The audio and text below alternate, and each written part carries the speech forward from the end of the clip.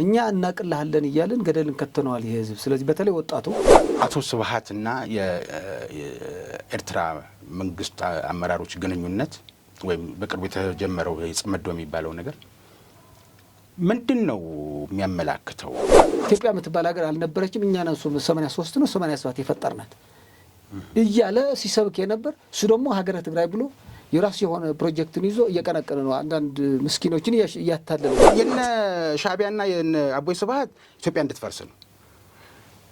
አሁን ጃዋር ምን አተርፋለሁ ብሎ ጥቂት ሽፍቶችን መፈንጫ እንጂ የማህበረሰቡ ተስፋ ወይም የማህበረሰቡ እንቅስቃሴ ወይ የመንግስታዊ አስተዳደር መልክ የለው። ኢትዮጵያን ለማፍረስ የሚደረገው ጥረት ላይ ችግር ቢፈጠርና አልሆን ሲል መጎዳቱና መስዋዕትነቱ ሲበዛ በኤርትራ በኩል አድርጋችሁ ትመጣላችሁ። ለሻዕቢያ ህወሓት ማለት የቤት ሰራተኛ ነው። ምንም ጥያቄ የለውም። የቤት ሰራተኛ ሆነ ምንም የማታውቅ የቤት ሰራተኛ ትወጣ ትገባ እንደዚህ ነገር ነው። የራሱ የቅጥረኛ ማለት ነው። አንድ ሰው ሲሞት ሰው ገደልክ ነው የምትባለው። ሁለት ሰው ሲሞት ሰው ገደልክ ነው የሚባለውና ግን ከዛ በላይ ሲሆን ቁጥር ነው የሚሆነው የሚል አባባልን አንስተው አትጋደሉ፣ መጋደልን ከትግራይ ህዝብ ተማሩ፣ ወንድሙ ጋር ተጣልቶ ምንም ያተረፍነው ነገር የለም። ሱዳኖችን ያውቃሉ ግብጽ ምንም ወዳጃቸው እንዳልሆነች ኢትዮጵያን ወዳጃችን ይላሉ። በጣም ጥቅማቸው የሚያውቁ ህዝብ ናቸው። አሁን በዚህ ደረጃ መሪዎችን የጎዷቸው እንጂ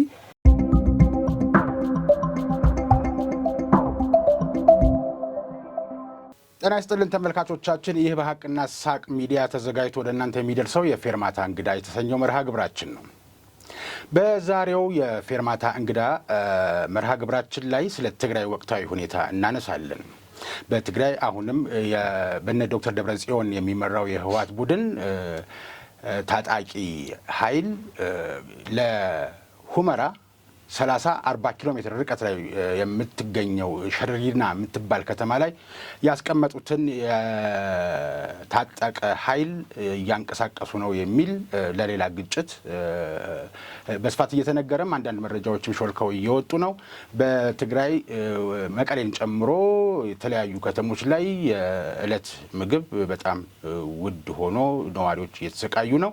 ከመቀሌ እየተጫነ ወደ ኤርትራ የሚጓዘው የኮንትሮባንድ ንግድም ነዳጅን ጨምሮ በጣም በርካታ ነው። ይህንን እየሰማን የዚህን መረጃ እያሰባሰብን በነበረበት ወቅት የቀድሞው የትግራይ ክልል ፕሬዚደንት ጌታቸው ረዳ ከአንድ ሚዲያ ጋር በነበራቸው ቆይታ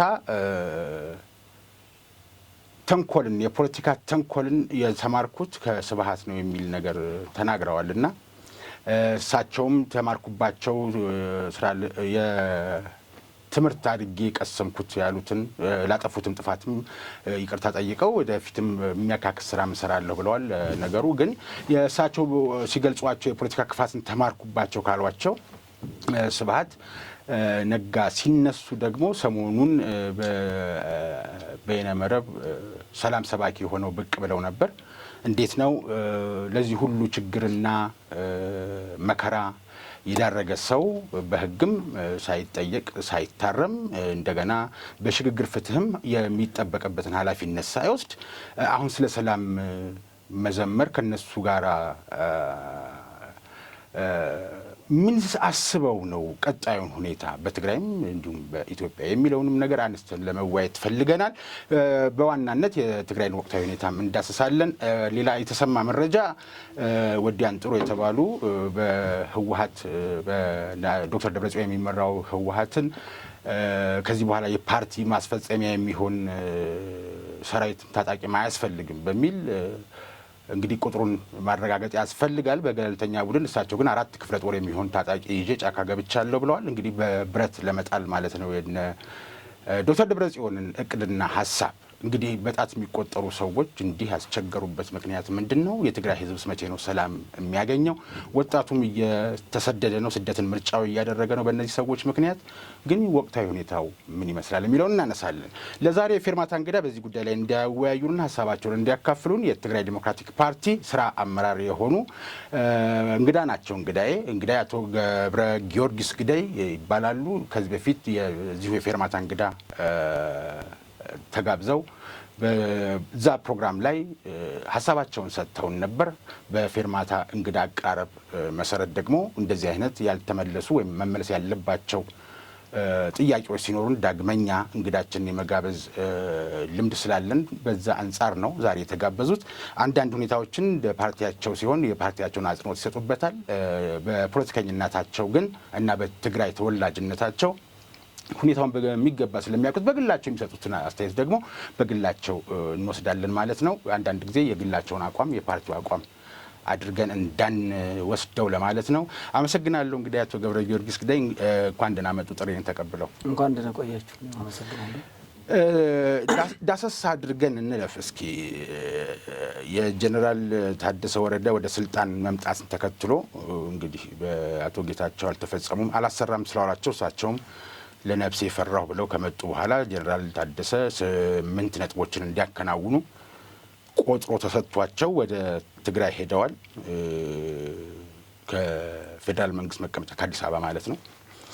ግን ምን ሰሩ የሚለውን ነገርም እናነሳለን። ምን ትመስላለች አሁን ቀደም ሲል መግቢያ ላይ ያነሷቸው እና ያልጠቀስኳቸውም ነገሮች አሉ። ግን የትግራይ ወቅታዊ ሁኔታ ምን ይመስላል? እንግዲህ አሁን ያለበት ሁኔታው በጣም እንትን ነው። ማህበረሰቡ ኦልሞስት ተስፋ ቆርጦ የለም ማለት ክልሉ አለ ማለትም አይቻልም። ኦልሞስት አስተዳደርም የለም፣ በየወረዳው በየክልሉም አስተዳደር የለም። ሁላችን እንደምንገነዘበው አቶ ጌታቸው በነበረበት ጊዜ የተሻለ ምናልባት አስተዳደሩ እንኳን ኢፌክቲቭ ነው ማለት ባንችልም የማህበረሰቡ ተስፋ ግን እንደምንም ተመልሶ ነበር። ምናልባት መድረክ ክፍት ነበር። ያው አቶ ጌታቸው ብዙ ጊዜ ያው የህዝብ በድለነዋል የሚል የተሻለ አቋም ካላቸው ከጦርነቱ በኋላ እሳቸው ነው። አሁንም ቢሆን ከጦርነቱ በተለይ ከፕሪቶሪያ ስምምነት በኋላ የተሻለ እኛ እናቅልሃለን እያልን ገደልን ከተነዋል ይሄ ህዝብ። ስለዚህ በተለይ ወጣቱ አይተነዋል፣ ለእኛ ነው የሞተው እንጂ ለራሱ አይደለም። ስለዚህ እኛ ለዚህ ወጣት አትሊስት እንኳን ነፃ መድረክ ንፍጠርለትና እሱ የሚለን ነገር ሰምተን ምናልባት አስፈላጊ ከሆነ እሱና ስልጣኑ ተረክቦ አትሊስት ራሱን ማስተዳደር የሚችልበት እድል እንፍጠር የሚል ትንሽ ተስፋ ሰጪ የነበረው ምናልባት እኛም እንደ ፖለቲካ ፓርቲ እንደዛ አካባቢ ተወላጅም እንደ ሀገርም እንደ ኢትዮጵያዊም ክልሉ በጣም ወሳኝ የሆነ ፖለቲካል ችግር እየፈጠረ ስለሆነ ምናልባት አቶ ጌታቸው የተከተሉትን መንገድ የተሻለ ነው። ምናልባት እኛ እናግዝ ብለንም ጠይቀን ነበር፣ ግን ፈቃደኛ አልነበሩም አቶ ጌታቸው። ግን ችግር የለው እኛ ዋናው ነገሩ ህዝቡ የተሻለ እንትን ካገኘ እኛ ገባን አልገባን መሰረታዊ ነገርም አይደለም። ዋናው ተሳስቶ በዚህ በጦረኞች ቡድን የነስዋት ቤተሰብ ለዘመናትን ሲሳቃይ የነበር ማህበረሰብ የተሻለ እድልን ካገኘ እኛ መደገፍ አለብን ብለን ደግፈነዋል። የተሻለ እንትም ነበር። ያኔ ግን ያው አልተቻለም። ምናልባት ዛሬ ያሉ በፕሬዚደንትነት የተወከሉም ሊደግፉት አልቻሉም። ያ የጸጥታ ኃላፊ ሆነው ሊደግፉት አልቻሉም። በራሱ አቶ ጌታቸው ረዳም ብለዋል። ያው እስከ ስልክ ማጥፋት ምናምን ነበር። ያ ለውጡ አልተፈለገም። በዛ ክልል ወጣቱ ተሳታፊ ሲሆን ህዝቡ ብሶቱ ሲገልጽ ደስተኞች አልነበሩም ሁሉም። በዚህ ምክንያት ካከሸፈ በኋላ አሁን ያሉ ተወክለው ያሉ አቶ ታደሰ ወረደ ጀነራል ታደሰ ወረደ በኋላ ያለው ግን ክልሉ በቃ ሁሉም ሰው ተስፋ ቆርጧል። ዛሷይ ነው አሁን እንግዲህ ጥቂት ምናልባት አከርካራቸው ተመትቶ የነበር ወይም ተዳክሞ የነበር ኃይልን ደብረጽዮን አሁን አንሰራርቶ ከተለያየ ልክ እንደ ላዕላዊ ሀገር ከሌሎች ሀገራትም ከሌላ የውጭ ኃይሎችን የልብ ልብ የተሰማቸውና መርህ አልባ የሆነ ግንኙነት መፍጠር የሞከሩት በዚህ ምክንያት ነው። ስለዚህ አሁን ክልሉ ኦልሞስት የጥቂት ሽፍቶችን መፈንጫ እንጂ የማህበረሰቡ ተስፋ ወይም የማህበረሰቡ እንቅስቃሴ ወይ የመንግስታዊ አስተዳደር መልክ የለውም። ይህ ምንም በየቀኑ የሚመጡ ልጆችም ይነግሩናል፣ እኛም በየቀኑ እንከታተላለን። ያው ትግላችን መነሻው ዛም ስለሆነ ስለዚህ አጠቃላይ ስታይ አሁን ክልሉ በዚህ ከቀጠለ ሰው አልባ ይሆናል። የሽፍቶችን ሰፈር ብቻ ሆኖ ይቀራል። በዚህም ያበቃ አይመስልም። ብዙ ተዋናዮችን በዚህ ላይ መንቀሳቀስ ጀምረዋል። ተጠናክረው እንደሚገቡበት እና ኦልሞስት ከኢትዮጵያ ይልቅ ለእኛ ይቀርበናል የሚሉ ኃይሎችን በዛ እየተሰባሰቡ ስለሆነ ምናልባትም ከክልሉ አልፎ ለሀገርም ትርምስ ምክንያት ሊሆን ይችላል። ምክንያቱም እንደምናውቀው ወደ ሰሜን ወደ ቀይ ባህር አካባቢ ያሉ ስብስቦችን ምናልባት ይሄን እንደ መጥቀሚያ ሊጠቀሙበትም ይችላሉ ብዙ ኃይሎችን ማለት ነው። ምክንያቱም ኢትዮጵያ እንደሚታወቀው ለረጅም ጊዜ የቆዩ ታሪካዊ ጠላቶችን አሉ። እነዚህ ታሪካዊ ጠላቶችን ደግሞ ብዙ ጊዜ ፊት ለፊት አይመጡም። ያ በተለይ ከአድዋ ሽንፈት በኋላ ፊት በፊት መምጣት አቁመዋል። በተዘዋዋሪ መንገድ ነው የሚመጡና ስለዚህ በዚህ በኩል ያው ለውጭ ኃይሎችን ተጋላጭ የሆነ የውስጥ ባንዳና ሽፍቶችን ደግሞ በጣም የተሻለ እድል ያገኙ ያሉበት ሁኔታ ነው ያለው። አሁን ክልሉ አሁን በቅርቡ በአቶ ጌታቸው ረዳ የተመሰረተው የስምረት ፓርቲ የተቀላቀሉት ወይዘሮ ኬሪያ ኢብራሂም የቀድሞ ፌዴሬሽን ምክር ቤት አፈጉባኤ የነበሩት ከአንድ ቴሌቪዥን ጣቢያ ጋር ባደረጉት ቃለ ምልልስ ስብሀት ኢሳያስን አቆላምጦ የጠራበት ጓዴ እስከ ማለት ድረስ የደረሰበትን ነገር አነስተው የትግራይ ሕዝብ ላይ የተጋረጠበትን አስደንጋጭ እና በጣም ትልቅ ስጋት ሲያብራሩ ሰምቻለሁ። በዚህ ላይ በዝርዝር ወደፊት እንሄድበታለን። ግን አቶ ስብሀት እና የኤርትራ መንግስት አመራሮች ግንኙነት ወይም በቅርቡ የተጀመረው ጽመዶ የሚባለው ነገር ምንድን ነው የሚያመላክተው? እርግጥ ከጀርባ የካይሮ ገንዘብ እንዳለበት የሚናገሩ ሰዎች አሉ። ያው ለጥፋት የሚሰነዘር ነገር ስለሆነ ማስረጃ በይፋ የባንክ እንትኖች ላይታዩ ይችላሉ። ግን ከፍተኛ ገንዘብ በኢትዮጵያን ለመበታተንና ለማፍረስ ከፍተኛ የቤት ስራ የተሰጧቸው ያስቀጠሉ ነው የሚባል ነገር አለ። ይሄ በአንድ በኩል ቁጭ ብሎ እንግዲህ አቶ ስብሀት ምን አይነት ጦረኛ እንደሆኑ የእሳቸው ዲናሲ እንዲቀጥል የሁሉ ጦስ የእሳቸው ስራ መሆኑ እየታወቀ ባለፈው ከሌሎች የተቃውሞ አመራር ነን ከሚሉ ሰዎች ጋር ስለ ሰላም ሲሰብኩ ደግሞ ተሰምቷል። እና ምናልባት የአንድ ሳንቲም ሁለት ገጽታ የሆነ ነገር ምን ማለት ይቻላል? ይሄንን ነገር እስኪ ስለሳቸው ምናልባት ምን መሰል እነዚህ አንድ ትልቅ እድል የፈጠረላቸው ምንድን ነው? ለዚህ ሀገር ያው ለዚህ ምስኪን ህዝብ ለ27 ዓመት ሲበዘብዙ በኢትዮጵያ ስም ብዙ የግንኙነት ፈጥረዋል። ብዙ ከኢትዮጵያ ታሪካዊ ጠላቶች ስውር ግንኙነት ነበራቸው፣ ከግብፅም ከምንም ከሌሎችም።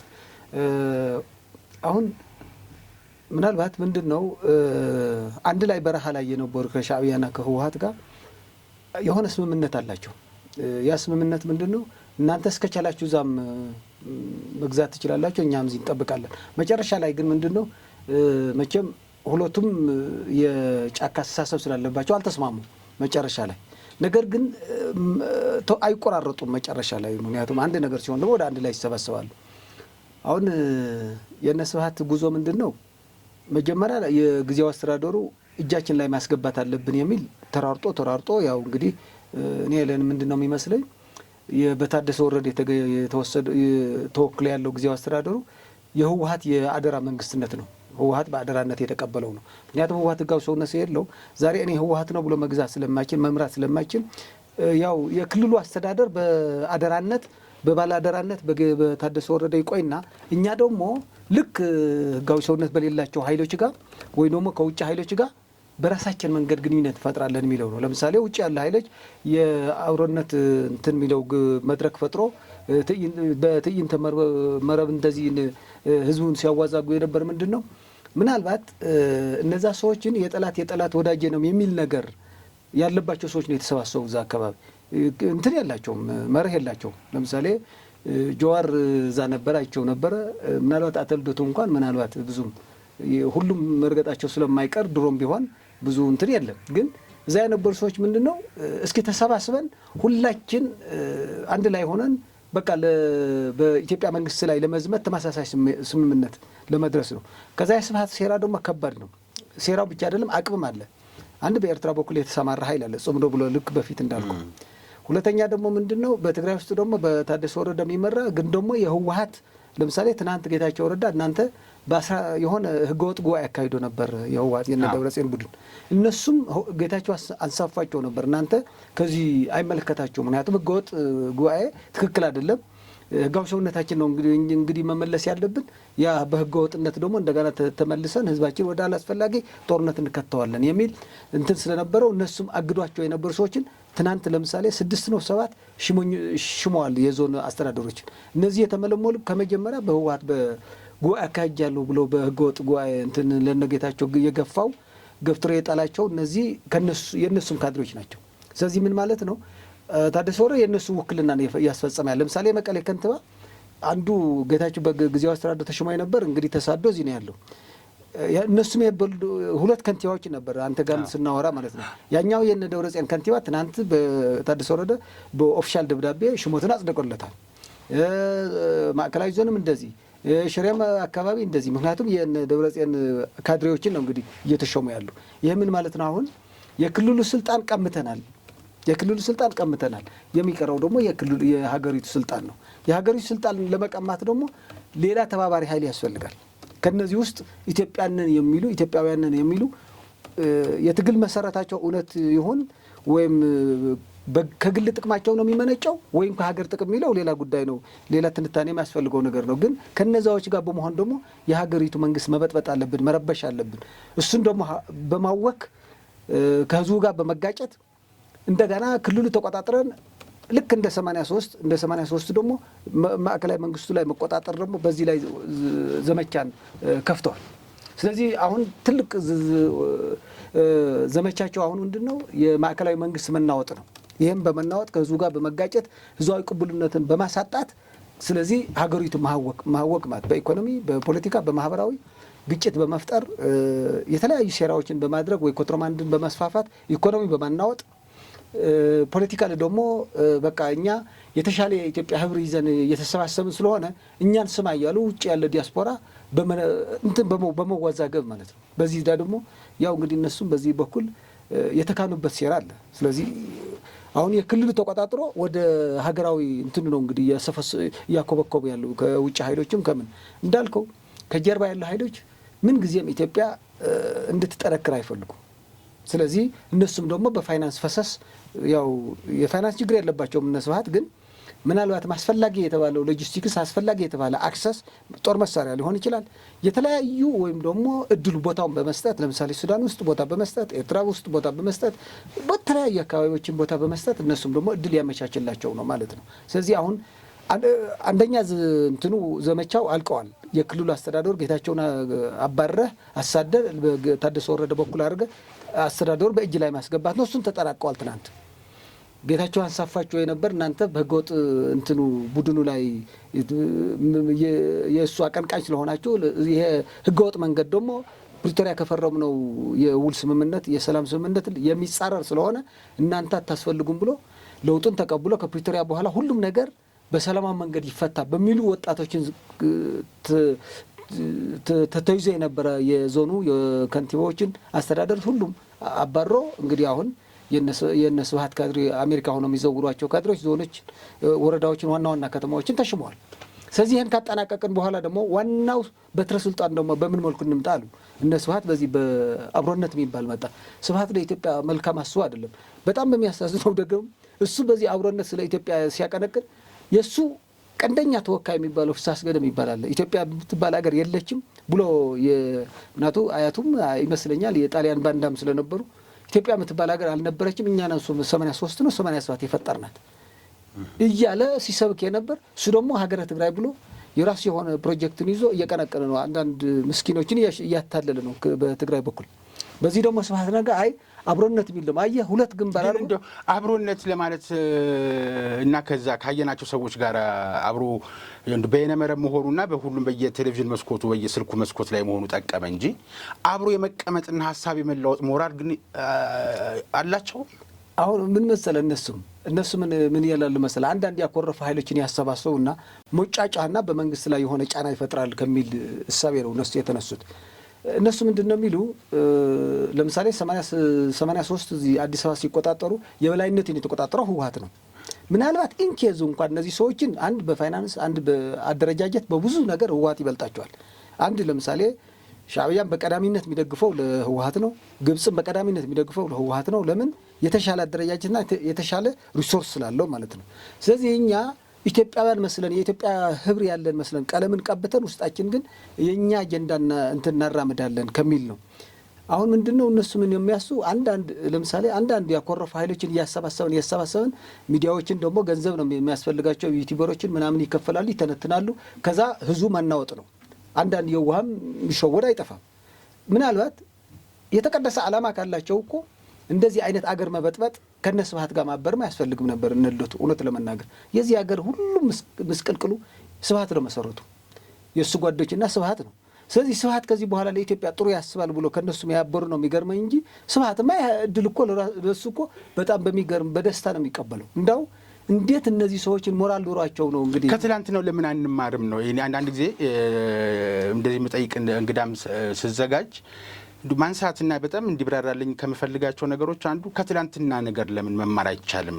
የህወሓት ሌሎቹን በተፎካካሪነት በተቋሚነት የነበሩትን ፓርቲዎች ምን ሲያደርጋቸው ነበር? ፊት ለፊት ሚዲያ ላይ ሲወጣ የሚለው ነገር ሌላ ነበር፣ በጓዳ ደግሞ የሚያደርገው ነገር ሌላ ስለነበረ ያ ድርጅትን ደግሞ ከበስተጀርባ የሚዘውሩት አቦይ ስብሃት እንደነበሩ ይታወቃል። አቶ ጌታቸው እንኳን የፖለቲካ ክፋትን የተማርኩት ከሳቸው ነው እስከሚሉ ድረስ የደረሰ ማንነት ያላቸው ሰው ናቸው። ስለዚህ ከሻዕቢያ ጋር መጣመሩ ከሻዕቢያ ጋር አንድ መሆኑ የጋራ መርህ ሊኖረው ይችላል የኢትዮጵያን የማፍረስ ስለሆነ። እነ ጃዋር ግን እነሱም ላደረሱት በደል በተለይ ጃዋር ያደረሰው ክፉ ተከበብኩኝ ብሎ በጻፈውና ባደረገው ጥሪ ያ ሁሉ ወጣት አልቆ እሱን ተከትሎ ለተከሰተውም ነገር በሙሉ አልጸጸትም የሚል በጉልህ በመጽሐፍ ደረጃ አትሞም የነበረ ሰው ምን እጠቀማለሁ ምን ላተርፍ እችላለሁ ብሎ የነ ሻዕቢያና የነ አቦይ ስብሃት ኢትዮጵያ እንድትፈርስ ነው። አሁን ጃዋር ምን አተርፋለሁኝ ብሎ ነው እንደ እነ አቶ ልደቱ እንኳን ሶስተኛው መንገድ የሚሉት ነገር ስለነበራቸው ከዛ ጋር አማራጭ አለ ብለው ተሳትፈውበታል እንበል። በተለይ ግን እነ ጃዋር ምን እናተርፋለን ብለው ነው በፖለቲከኛ ስለሆነ የተረዱት ነገር ካለ ትክክል ነው። ትክክል ነው። ምን መሰለህ አሁን እንዳልከው የነሱም የቆየ ጋብቻ የስምምነት አላቸው ከሻዕቢያ ጋር እንዳልከው ገና ከበረሃም አብሮ ስለተወለዱ አብሮም እኛ የማናውቀው ብዙ ምስጢርም ስላላቸው ትክክል ነው። እነሱም ምን ጊዜም አይለያዩም ይላሉ። ብዙ ጊዜ ልዩነታችን የተወሰነ ነው ግን አንጨካከንም የሚልም ከእያንዳንዱ የውስጥ ምስጢር አዋቂዎችን እኔ መረጃ አገኛለሁ። በዚህ በህወሓትም ሻዕቢያ እንዲጠፋ አንፈልግም፣ ሻዕቢያም ህወሓት እንዲጠፋ አይፈልግም ይላሉ። እሱ አንድ ነገር ነው እንዳልከው ነው። እኔ የነ ጃዋር የሚመስለኝ ምንድን ነው ሲታገሉም መርህ አልባ ነው ትግላቸው። የሀገር ጥቅም መሰረት ያደረገ አይመስለኝም። ለምን እንደሆነ ታውቃለህ? ከነ ስብሃት ጋር ሆነ ኢትዮጵያ ወይም እውነት ለሀገር የምታስብ ከሆነ በነ ስብሃት መንገድ ተመርተ ኢትዮጵያ የምትጠቅም በሆነ 27 ዓመት እጃቸው ውስጥ ነበረ ኢትዮጵያ ቢጠቅሟት ማለት ነው። አሁን ግን ምንድን ነው እንደው ይመስለኝ አሁን በኢትዮጵያ ውስጥ የተቸገር ነው ምንድን ነው ሁሉም ፖለቲካ ጥቅም ተኮር እንጂ ሀገር ተኮር አይደለም። ሀገር ተኮር ካልሆነ ደግሞ ጥቅም ደግሞ ልክ ጥቅም ወዳገኘህበት ነው እንግዲህ ወዲያ ወዲህ የምትራራጠው ማለት ነው እንጂ አሁን ለምሳሌ እኮ እነ ጃዋር እኮ መታገል መብታቸው ነው። ከነ ስብሃት የሚያብር መንገድ ግን የላቸውም። ስንት ኢትዮጵያውያን እኮ አሉ ለኢትዮጵያ በጎ ነገር የሚያስቡ ብዙ ቀና አሳሰብ ያላቸው ኢትዮጵያ በዚህ ተጎሳቁላና በዚህ ትርምስ ሲያዩዋት በጣም ይቆጫቸው ገና ከደርግም ከኃይለ ሥላሴም ጀምሮ ለሀገር ሲታገል የነበሩ ስንት ጀግኖች እኮ አሉ። እውነት ከእነሱም ጋር መስማማት እንዴት አቃተው? ከስብሃት ከተስማማ ከስብሃት የባሰ መጥፎ ሰው አይኖርም መቼም እንኳን በኢትዮጵያ በሌላ ዓለም ያለ አይመስለኝም። ስለዚህ እንዳው ለገጽታም እንኳን የኢትዮጵያ ሕዝብ የሁሉ ምስቅልቅል ያመጣበት የሁሉ በጎሳን ከፋፍሎ የሁሉ ስቃይ ያወረደበትን ያመጣበት ስብሃት ነጋ ነው። ኢትዮጵያን ሳናፈርስ ብዙ የሚናገረው ለኢትዮጵያ ያለው ንቀትን በጣም ብዙ ነው። ስለዚህ እውነት ለመናገር ለዚህ ሀገር ብዙ ዋጋ የከፈለ የኦሮሞ ሕዝብ ወኪል ነኝ ብሎ የሚያስብ ከሆነ ስንት ጀግና ኢትዮጵያውያን አሉ። ከነሱም አብሮ እንኳን መታገል ምን ችግር አለው? ምን ችግር አለው? እንዳልከው የልደቱ ነገር ምን ያሳስበኛል? ለምን እንደሆነ ታውቃለህ? በጣም ታዝናለህ። እሱ ለዚህ ሀገር በጣም ከምንም በላይ እኔ ለዚህ አገራዊ አንድነት ተቆርቋሪ ነኝ ብሎ ያስባል። አንዳንድ ሀሳብም ኦራተር ነው የሚናገረው ነገርም የሚያሳምን ነገር የሚመስል ነገር ትሰማበታለህ። መጨረሻ ላይ ግን ለዚች ሀገር ማመቀዋ እንድትገባ ጠቅላላ እንድትጠፋ እንድትፈርስ የሚሞኙ ሰዎችን ከነሱም ጋር ስትቀመጥ እንዳው ጥሩ የተቀደሰ ሀሳብ ከነበረ እንኳን በዛ እኮ በቃ ተበላሸኩ ገጽታህን እኮ ራስን አበላሸ። እንደው ይመስለኝ እነዚህ ሰዎች እውነት ለኢትዮጵያ የሚያስቡ ከሆነ ከነ ስብሃት ጎን መቆም ራሱ ውርደት ነው፣ ለኢትዮጵያ ሕዝብ ንቀት ነው ብዬ ነው የማስበው። ለምን ስብሃት ለዚች ሀገር 27 ዓመት እድል የተሰጠው ሰው ካለ አሁን ለምሳሌ ስንት የሚወቅስበትና የሚወርፍበት ይሄ መንግስት ስንት ዓመት ነው የቆየው? 7 ዓመት ነው አይደለም? 27 ዓመት እድል የተሰጠው ስብሃት ለዚች ሀገር ምን አድርጎት ሄደ? እሱ በለኮሰው ጦርነት ለምሳሌ የሰሜን ጦርነት መከላከያ ያታረደበት ጦርነት እኮ ሰብሳቢ የነበር 26 ሰዎች ጀነራል ዮሐንስ ገርመስቀል የሚባል አንድ የጻፉት መጽሐፍ አዙሪት የምትለው መጽሐፍ ካየው 26 ሰዎች ናቸው። ሰብሳቢያቸው የሰሜን እዚህ ይጠቃ የሚለው ሰብሳቢያቸው ስብሃት ነጋ ነው።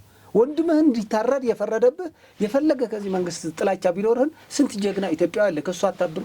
ከነዚህ ብታብረው ወንድሞችን እንዲታረዱ የወሰነ ሰው 26 ሰዎችን ማለት ነው ሰብስቦ የግድ ኦፕሬሽን መፈጸም አለብን፣ የግድ ጦርነት መክፈት አለብን ያለው ስብሐት ነጋ የግድ ኢትዮጵያውያንን መግደል አለባቸው በገዛ ሀገራቸው ብሎ የወሰነ ሰው ከኢትዮጵያ በጣም እቆረቆራለሁ ከማንም በላይ ለኢትዮጵያ እጨነቃለሁ የሚል ሰው ከነዚህ ጋር ማበር እኔ እውነት ገመናቸውን የተጋለጠው ብዬ ነው የማስበው። እነዚህ ሰዎች እውነት ለኢትዮጵያ የሚታገሉ አይደሉም።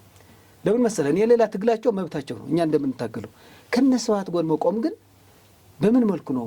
እንዳው አገርህን የገደለ ሰው የአገር ተቆርቋሪ ሆነዋል ብለህ ከሱ ጋር መቆም ትችላለህ? አይታሰብም። የዚህ ሁሉ መስቀልቅል የዚህ ሁሉ ስቃይ ምንጭ የሆነ ሰውዬ ለኢትዮጵያ ትግል ሁላችን ኢትዮጵያውያንን ብሎ ማሰብ እንደኛ ልክም ኢትዮጵያዊ ነው ስብሐት ብሎ ማሰብ ራሱ ኢትዮጵያ ማለት አንድ ቀን እንኳን ኢትዮጵያ ሀገሬ ነው ብሎ አስቦ የማያውቅ በቀኝ ገዥነት ሲገዛት የነበር ስብሐት ነጋ እሱም እንደኛ ሀገራዊ ነው ብለህ የምታስብ ከሆነ እውነት ማንተም ሌላ ኢትዮጵያዊ ካባ ለብሰህ ነው እንጂ ኢትዮጵያዊ አይደለም ማለት ነው። በእርግጠኝነት ለኢትዮጵያ አታስብ። ስብሐት ምን ሆነ ነው? ከስብሐት የተሻሉ ስንት ኢትዮጵያውያን የሉም? ስንት ከማንም በላይ ለኢትዮጵያ የሚቆረቆሩ ዜጎች የሉም? ከነሱም ጋር ለምን አታብርም? ወይም በጥቅም ከሆነ ያው አገር በጥቅም ተሸጠ ማለት ነው። በዓላማ ከሆነ ግን ስንት ኢትዮጵያውያን አሉ። ስብሐት ነጋን ስናነሳ የህወሓትን መዘወር እንዴት አድርገው ይዘውሩት እንደነበር የምናውቀው ነገር ነው። አሁን ከሌሎች የፖለቲካ ኃይሎች ጋር አብሮ መቀመጥና ስለ ኢትዮጵያ ማንሳት እንደማይዘወሩ እንኳን አብረዋቸው የተቀመጡት ፖለቲከኞች የሚያውቁበትን ፋታ አላገኙም። መስሏቸው እንኳን አንድ ላይ እንስራ እንኳን ብለው ቢሉ ፊት አውራሪነቱን ድርሻ ካልያዝኩኝ የሚሉት እሳቸው ናቸው። አሁን ትግራይ ውስጥ ያስቀመጡት ወኪሎቻቸው የእነሱ ዲናሲ እንዳይቀጥል ስለሚፈልጉ ማለት ነው። እንደው ተግባቦቱስ ይኖራሉ?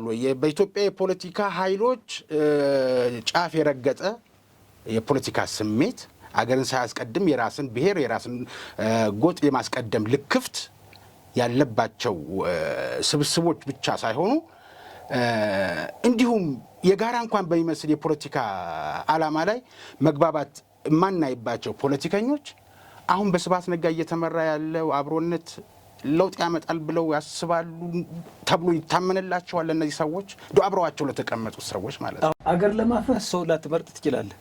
አገር ለመገንባት ግን ከነስብሐት ለማፍረስ ነው የተቀመጡት ማለት ነው። አዎ ለማፍረስ ነው የተቀመጡ ነው የምለው እኔ። ለምን መሰለህ? አገር የማፍረስ ልምድ ያለው በፊታውራሪነት ሊመራ እዚህ ላይ ቁጭ ካልክ ኦኬ፣ እነ ልደቱ እድል አላገኙ፣ እኛ የምንለው ነገር አልተደመጠም፣ ሶስተኛ መንገድ አማራጭ አለን የሚሉ ለረጅም ጊዜ ፖለቲካ በተለይ በህወሓት ጊዜ እስከ 97 በነበረው ጊዜ በጣም ተጽዕኖ ፈጣሪ ፖለቲከኛ እንደነበር ሁላችን እናውቃለን። እነዚህ ሰዎች ምናልባት አንተ ምንትን ትላለህ? ኦኬ እነዚህ ሰዎች እድል ቢያገኙ ለኢትዮጵያ ሊጠቅሙም ይችላሉ፣ የሚበጅ ሀሳብ ሊኖራቸው ይችላል ብለህ ታስባለህ። መጨረሻ ላይ ግን በስብሐት ተመርቶ ለኢትዮጵያ እንበጃለን የተሻለ ሀሳብ አለን ሲሉ ግን ምን እንደሆነ ታውቃለህ? በፊት የተቀመጠው የሆነ አንድ ቅዱስ የሚመስል ሀሳብ ከጀርባ ያለ ግን አገር አፍራሽ የሆነ አስተሳሰብ ነው። ከነዚህ ጋር አብሮ አገር ማፍረስ ይቻላል። አፍርሰዋልም ከዚህ በፊት ምንም ስብሐት አገር አፍርሰዋል።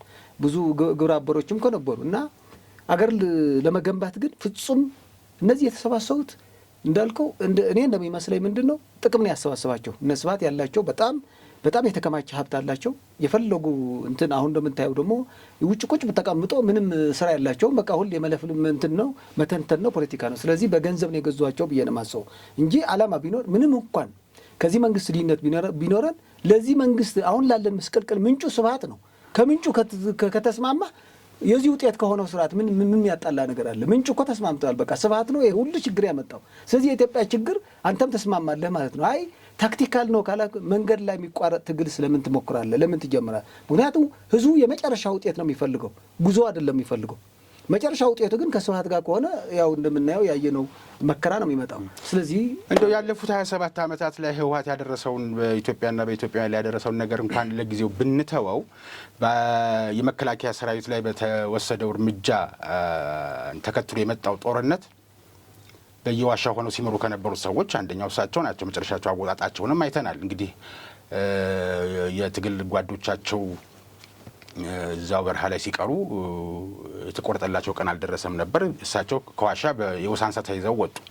ግን በጣም ብዙ ሰዎች ተስፋ ያደረጉት ከዛ ሲወጡ ወደ ቀልባቸው ይመለሳሉ የሚል ግምትም ነበር።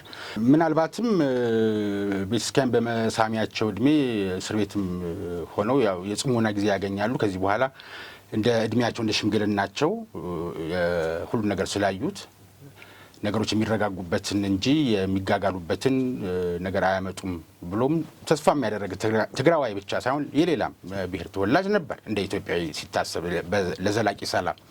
ግን ባደረሱት በደል የመከላከያ ኃይሉ ላይ ድንበር ሲጠብቅ አንበጣ ሲያባረር የነበረን ሰራዊት በውድቅት ሌሊት ከጀርባው እንዲወጋ የማድረጉን ውሳኔ ከመወሰን ባሻገር ሌሎችም ለሰሯቸው ነገሮች በሽግግር ፍትህ ባልተጠየቁበት በህግ ባልተጠየቁበት ሁኔታ በንጹሐን እና በሰላማዊ ሰዎች ደም እጃቸው አድፎ ያለ እኒህ ሰው ስለ ሰላም መስበክ መጥቶ ትግሉን ጥምረት ፈጥሮ ከሌሎች ተቋሚ ኃይሎች ጋር ታግሎ ማታገሉ ይቅርና ሰላም የሚለውን ቃል ባፋቸው ሲጠሩት እንኳን ሲመራቸው አላየንም። ምላሳቸው በደንብ ነው የሚያወጣው ቃሉንና ሰላም ለነሱ ምንድን ነው ከትዝብቶ? አዎ ምናልባት አንዳንድ መሰለ አንዳንድ ሰዎች ህጋዊ ፍቃድ ሊያወጡ ይችላሉ። የሆነ ማለት በመንግስት ህጋዊ ፍቃድ ያወጡና ውስጥ ገብተህ ስታየው ግን ያው ወይም መሳሪያ ይነግዳሉ ወይም የሆነ በጣም ህገወጥ የሆነ ነገር ይነግዳሉ። ምንድነው አሁን የተለመደው እነሱ በተለይ ለመደው ለምሳሌ የትግራይ ህዝብ ሊያልፍልህ ነው በቃ ያ ሁሉ ልጆቹን ሲገብር የተሻለ ህይወት ትኖራለህ ብለው ነው የሸወዱት። እነሱ የመሸወጃ ነው። ለምሳሌ የሰላም የሚለው ቃል ምናልባት ሰላም ወዳድ መስሎ ለምሳሌ ወደ ጦርነት የሚመጡበት በ2010 ወደ 2013 ከጦርነት በፊት ሲሉ የነበር ምንድነው ሰላም እንፈልጋለን የሚለው በደብረጽዮን ያስጮሃሉ እዚህ አደባባይ ላይ። ማታ ማታ ላይ ደግሞ በነጌታቸው ሰፋና በስብሃት ደግሞ የሚመራው መጀመሪያ በየት እንጀምር የሚለው ነው። እንዴት ሰው በዚህ እንጀምር በዚህ እንጀምር ሰው ለማረድ እኮ ነው ሁሉ። ስለዚህ እነዚህ ምንድነው ዳብል ስታንዳርድ እሱ ምንድነው ለመታለል የሚጠቀሙበት ስልት ነው። ያ ስልት ግን እኛ ምናልባት ይሄን የነስብሃት ስለ ሰላም መስበክ እውነት እንደ ቁም ነገር የሚያስብ ካለ ራሱ ቢመረምር ጥሩ ነው። ለምን በዚህ እድሜያቸው እንዳልከው እና ምናልባት አሁን ያለው መንግስት ለስብሃት ነጋ ያሳየው ርህራሄና ምህረት እኔ ምናልባት በዓለምም በሪከርድ ቢያዝ ጥሩ ነው። ለምን በጣም የሀገር የተከበረ መከላከያ ስንት በራሳቸው በፈጠሩት ችግር ነው ኢትዮ ኤርትራ ጦርነት እነሱም የፈጠሩት።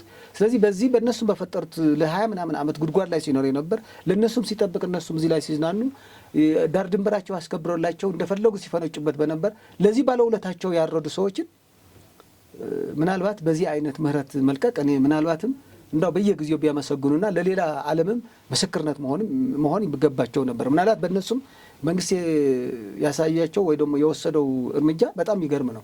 ምናልባት አንዳንዴ ቅዱስ ነገር ነው ትላለ፣ ግን አንዳንድ እነዚህ ሰዎች ግን ይህን አይነት ምህረት ይገባቸው ነበር ወይ የሚለው እዚሁ ላይ ጨምረው እንዲያስረዱኝ የአስመራ መንግስት ካኮረፈባቸው ወይም የነበረው ድንበር ላይ የነበረው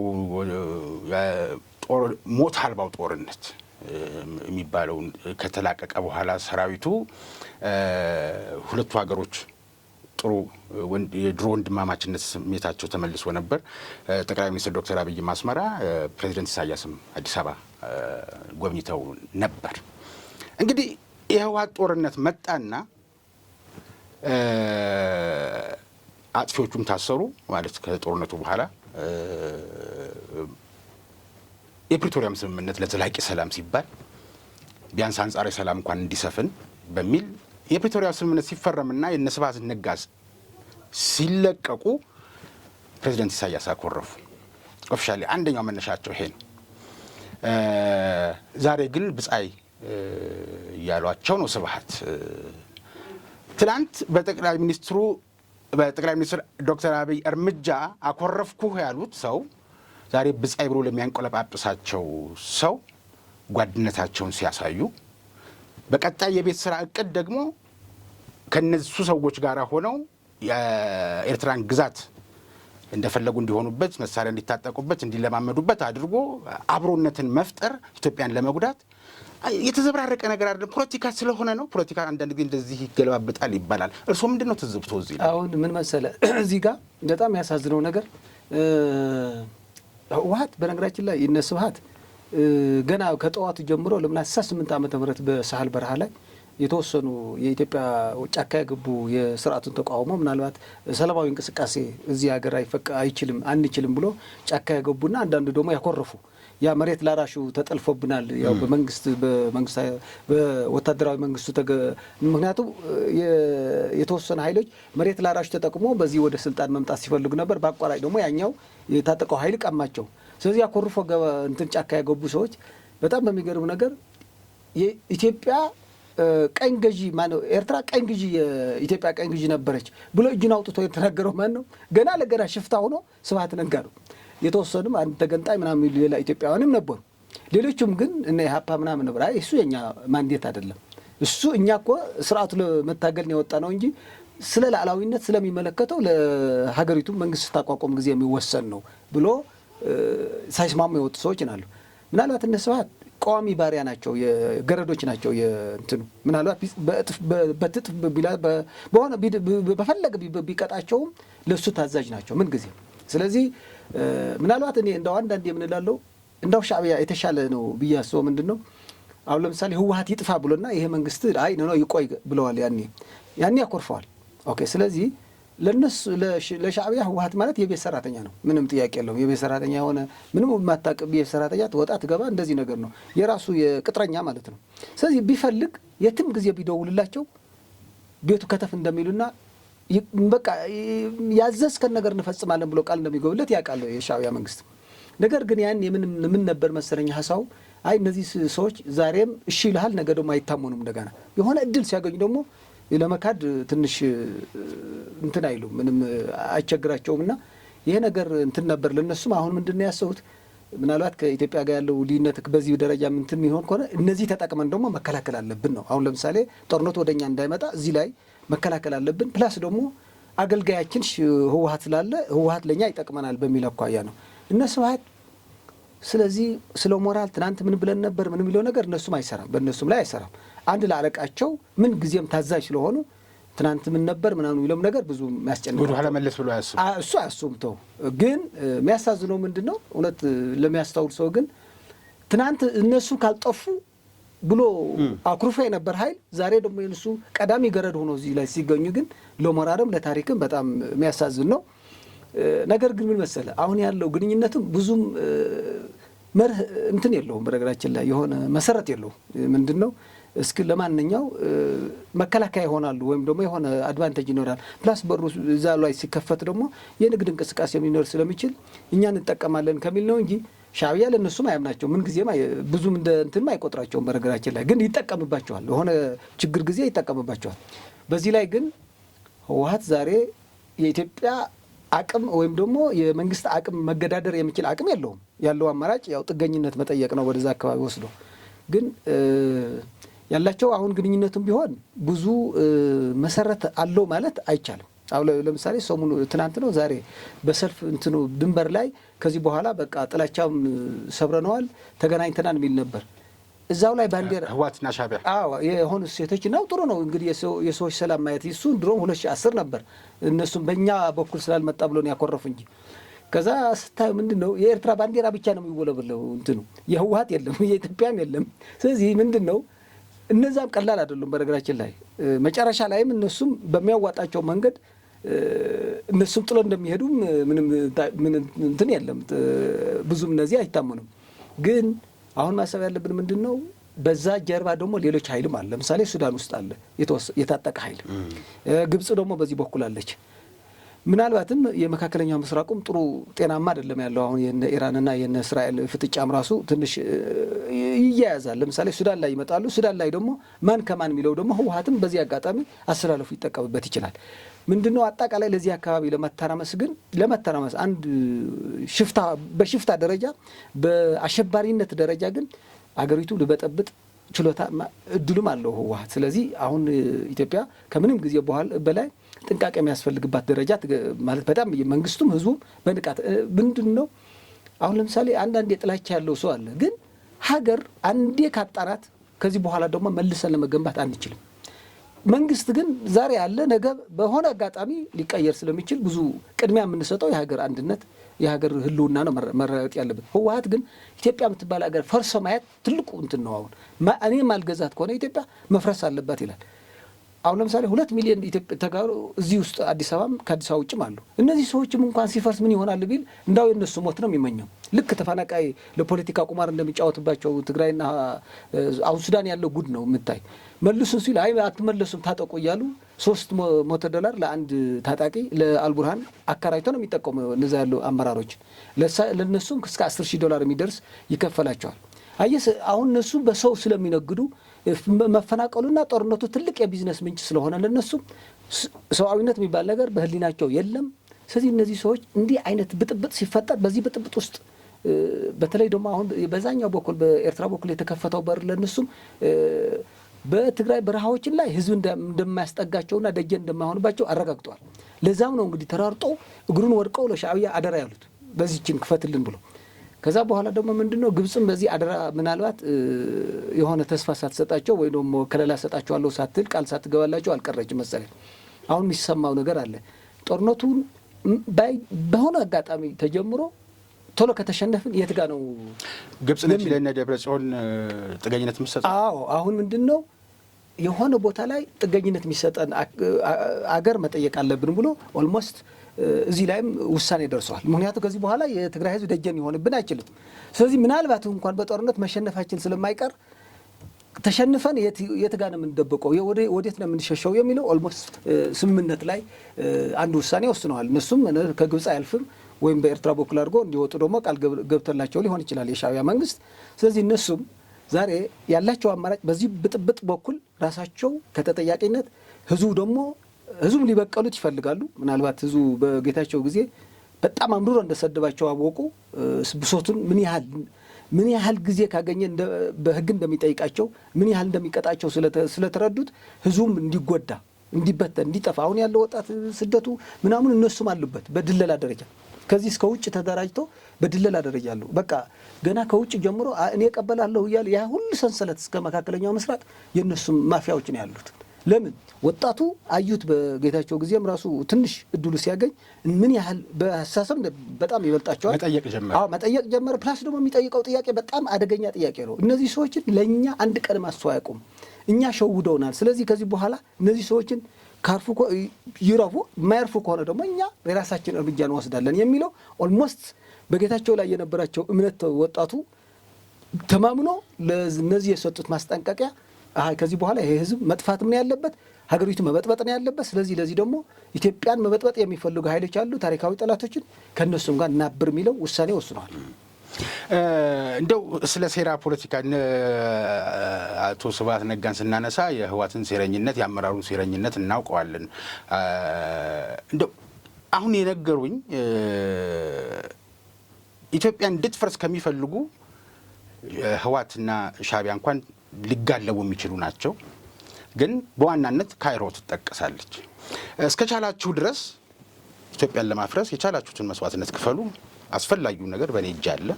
ኃይል እንዲሆናችሁ ሁለታችሁ ተባበሩ። ለጂኦግራፊውም ድንበር ተሻግሬ አጠቃሁኝ እንዳይል ኤርትራም ይሄም መሄጃ መንገድ እንዳያጣ አሁን ባለኝ መረጃ ወደ ኤርትራ የሚያስገቡት መንገዶች በሙሉ በደንብ ለአውቶሞቢል ሁሉ አመች እስኪሆን ድረስ ነው፣ ለከባድ መኪና ብቻ ሳይሆን። ስለዚህ መንገዱን እርዳታም ያደርጋል ሻዕቢያ። የግብጽ ነው እርዳታው በረጋጭ። በዛ ነው የሚመጡ። ግን ያው ነጫጮቹ እዛ ስለማይመጡ አረብኛ የሚናገሩት እዛ ስለማይመጡ ምናልባት ኢትዮጵያን ለማፍረስ የሚደረገው ጥረት ላይ ችግር ቢፈጠርና አልሆን ሲል መጎዳቱና መስዋዕትነቱ ሲበዛ በኤርትራ በኩል አድርጋችሁ ትመጣላችሁ እቀበላችኋለሁ የሚለው ቃል የፕሮሚስ አለ። ምክንያቱም የግድ ግብጽ የገባችውን ቃል በቪዲዮ ወይም በቴፕ ማሰማትና ማሳየት አይጠበቅም። ሲስተማ ድብቅ ነው መሆን ያለበት። እንትናቸው አኳኋናቸውና አካሄዳቸው ግን እዚህ ጋር ያለ ይመስላል። ከቀጠናዊ ጉዳይ እናንሳ እስኪ እዛ ጋር ከደረስን ለጀነራል አልቡርሃን አጋዥ ነች ካይሮ፣ ኢሳያስም እንደዛው። አሁን ሄሜቲ የሚያደርሱት በደል ነው ምት ሲከፋ የአየር ኃይላቸውን በራሪውን ይዘው መጥተው አስመራ አስቀምጠዋል። እንግዲህ ባደራ አስቀምጥልኝ ይሆናል ምን አይታወቅም። ኢሳያስ ምን እንደሚያደርጉት አስነስተው ሊጠቀሙበት የሚችሉ ይሆናል አይታወቅም። አደራን ካላሉ በስተቀር ማለት ነው። እዚህ ጋር ደግሞ ከሱዳን ጋር እዛ ነገር ውስጥ መገባቱ እነሱ የሚደግፉት ኃይል በሄሜት እየተመታ መምጣቱ ወዴት ነው ቀጠናውን የሚወስደው? አሁን ብቻዋን ልትቀር ነው። አሁን ቀደም ሲል ያሉኝ የኢራንና የእስራኤል ጉዳይ አለ። የሱዳን አይሎ የአልቡርሃን አንዳንድ ቦታዎችን መልቀቅ ጉዳይ አለ። የጦር መሳሪያዎች በሙሉ አስመራ ተከማችተዋል። አንድነት ይቻላል? ይሄን እንደው ምናልባት ወታደር ስላልሆኑ አላውቅም፣ እንደው ባለሙያዎችን ፈልጌ ጠይቃለሁ። እንደው የሚያስመጣው ቀጠናዊ፣ ክልላዊ፣ አህጉራዊ ችግር አለ ወይ? ፍቅራችሁ እስከምን ድረስ ነው? የአንዱ አገር ፈራሁኝ ብሎ መሳሪያውን ሰው ሀገር ማስቀመጥ ይችላሉ የሚለውን ነገር የሚመለከታቸውን የወታደራዊ ባለሙያዎች እጠይቃለሁ ብዬ ተስፋ አደርጋለሁ። ግን እንደ አንድ ፖለቲከኛ የጎረቤት ሀገር የጦር መሳሪያ ሰው አገር ሄዶ ሲቀመጥ ሉዓላዊ ግዛት ላይ እንደ ፖለቲከኛ ምንድን ነው የተሰማዎት? ቀጠናው ላይ ያለውንም ተጽዕኖ አንድ ላይ አድርገው ይመለስ። እኔ በጣም የሚገርም ነገር የዚህ ቀጠና የሚያስብ ኃይል ከሆነ ይሄ ጦርነት በሱዳኖች መካከል ነው። ለዛኛው ብታግዘው ሱዳናዎችን ነው የሚገደሉት፣ ለዛኛው ብታግዘው ሱዳናዎችን ነው የሚገደሉት። አሁን አልቡርሃን ከሱዳን ከሰፊው ህዝብና በጣም ደግ የሆነ ህዝብ አይበልጥም። አልቡርሃን ቢሸነፍም እንዳው አንድ መንግስት ይኖራል። አምባገነን ይሁን ምን ይሁን አንድ መንግስት ሲኖር እኮ ጦርነቱ ይቆማል።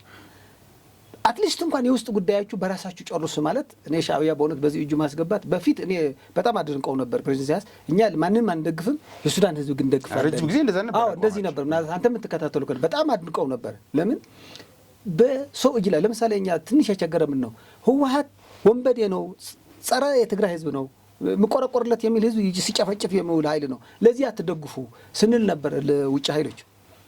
ምክንያቱም ለዚህ መደገፍ ማለት ለትግራይ ህዝብ መጨፍጨፍ ማለት ነው። ይሄ ደግሞ በጊዜ ሂደት ምናልባት ዓለም ኢፍትሐዊ ናት እንጂ ፍትሐው ሲመጣ ትጠየቁም ትችላላችሁ፣ በታሪክም መጠየቃችሁ አይቀርም ብለን ስንል ነበረ። ዛሬ እውነት ለመናገር መስኪኑ የሱዳን ህዝብ መሳሪያ ወደ ኤርትራ መከማቸት ለአልቡርሃን አቅምን አጠራክርና ሱዳን ላይ ጦርነቱ ይቀጥል ከሆነ በጣም ያሳዝን ነገር ነው። በጣም ያሳዝን ማለት ነው። ግን እዚህ ጋር ምን ይሆናል ያልከው ነገር ግን እኔ እንደሚመስለኝ ምን መሰለህ፣ ኢትዮጵያ በዚህ ላይ ትልቅ ሚና የምትጫወት ትችል ይመስለኛል።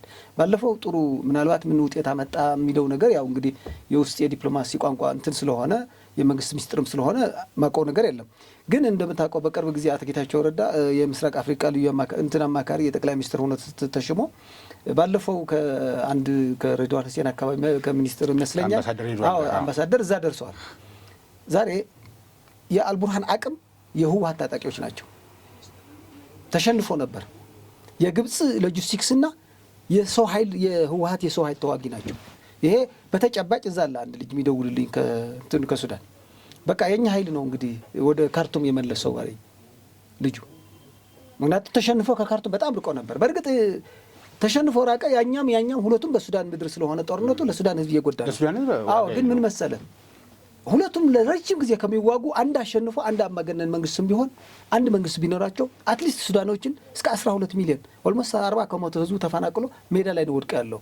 ለዚህ እንዲመለስ እንኳን አንዱ ቢያሸንፍ እና ዋናው ነገር ማስታረቅ ነው ተው ማለት ነው። ኦቨርኦል ደግሞ እጅን በዚህ ላይ አለማስገባት ነው።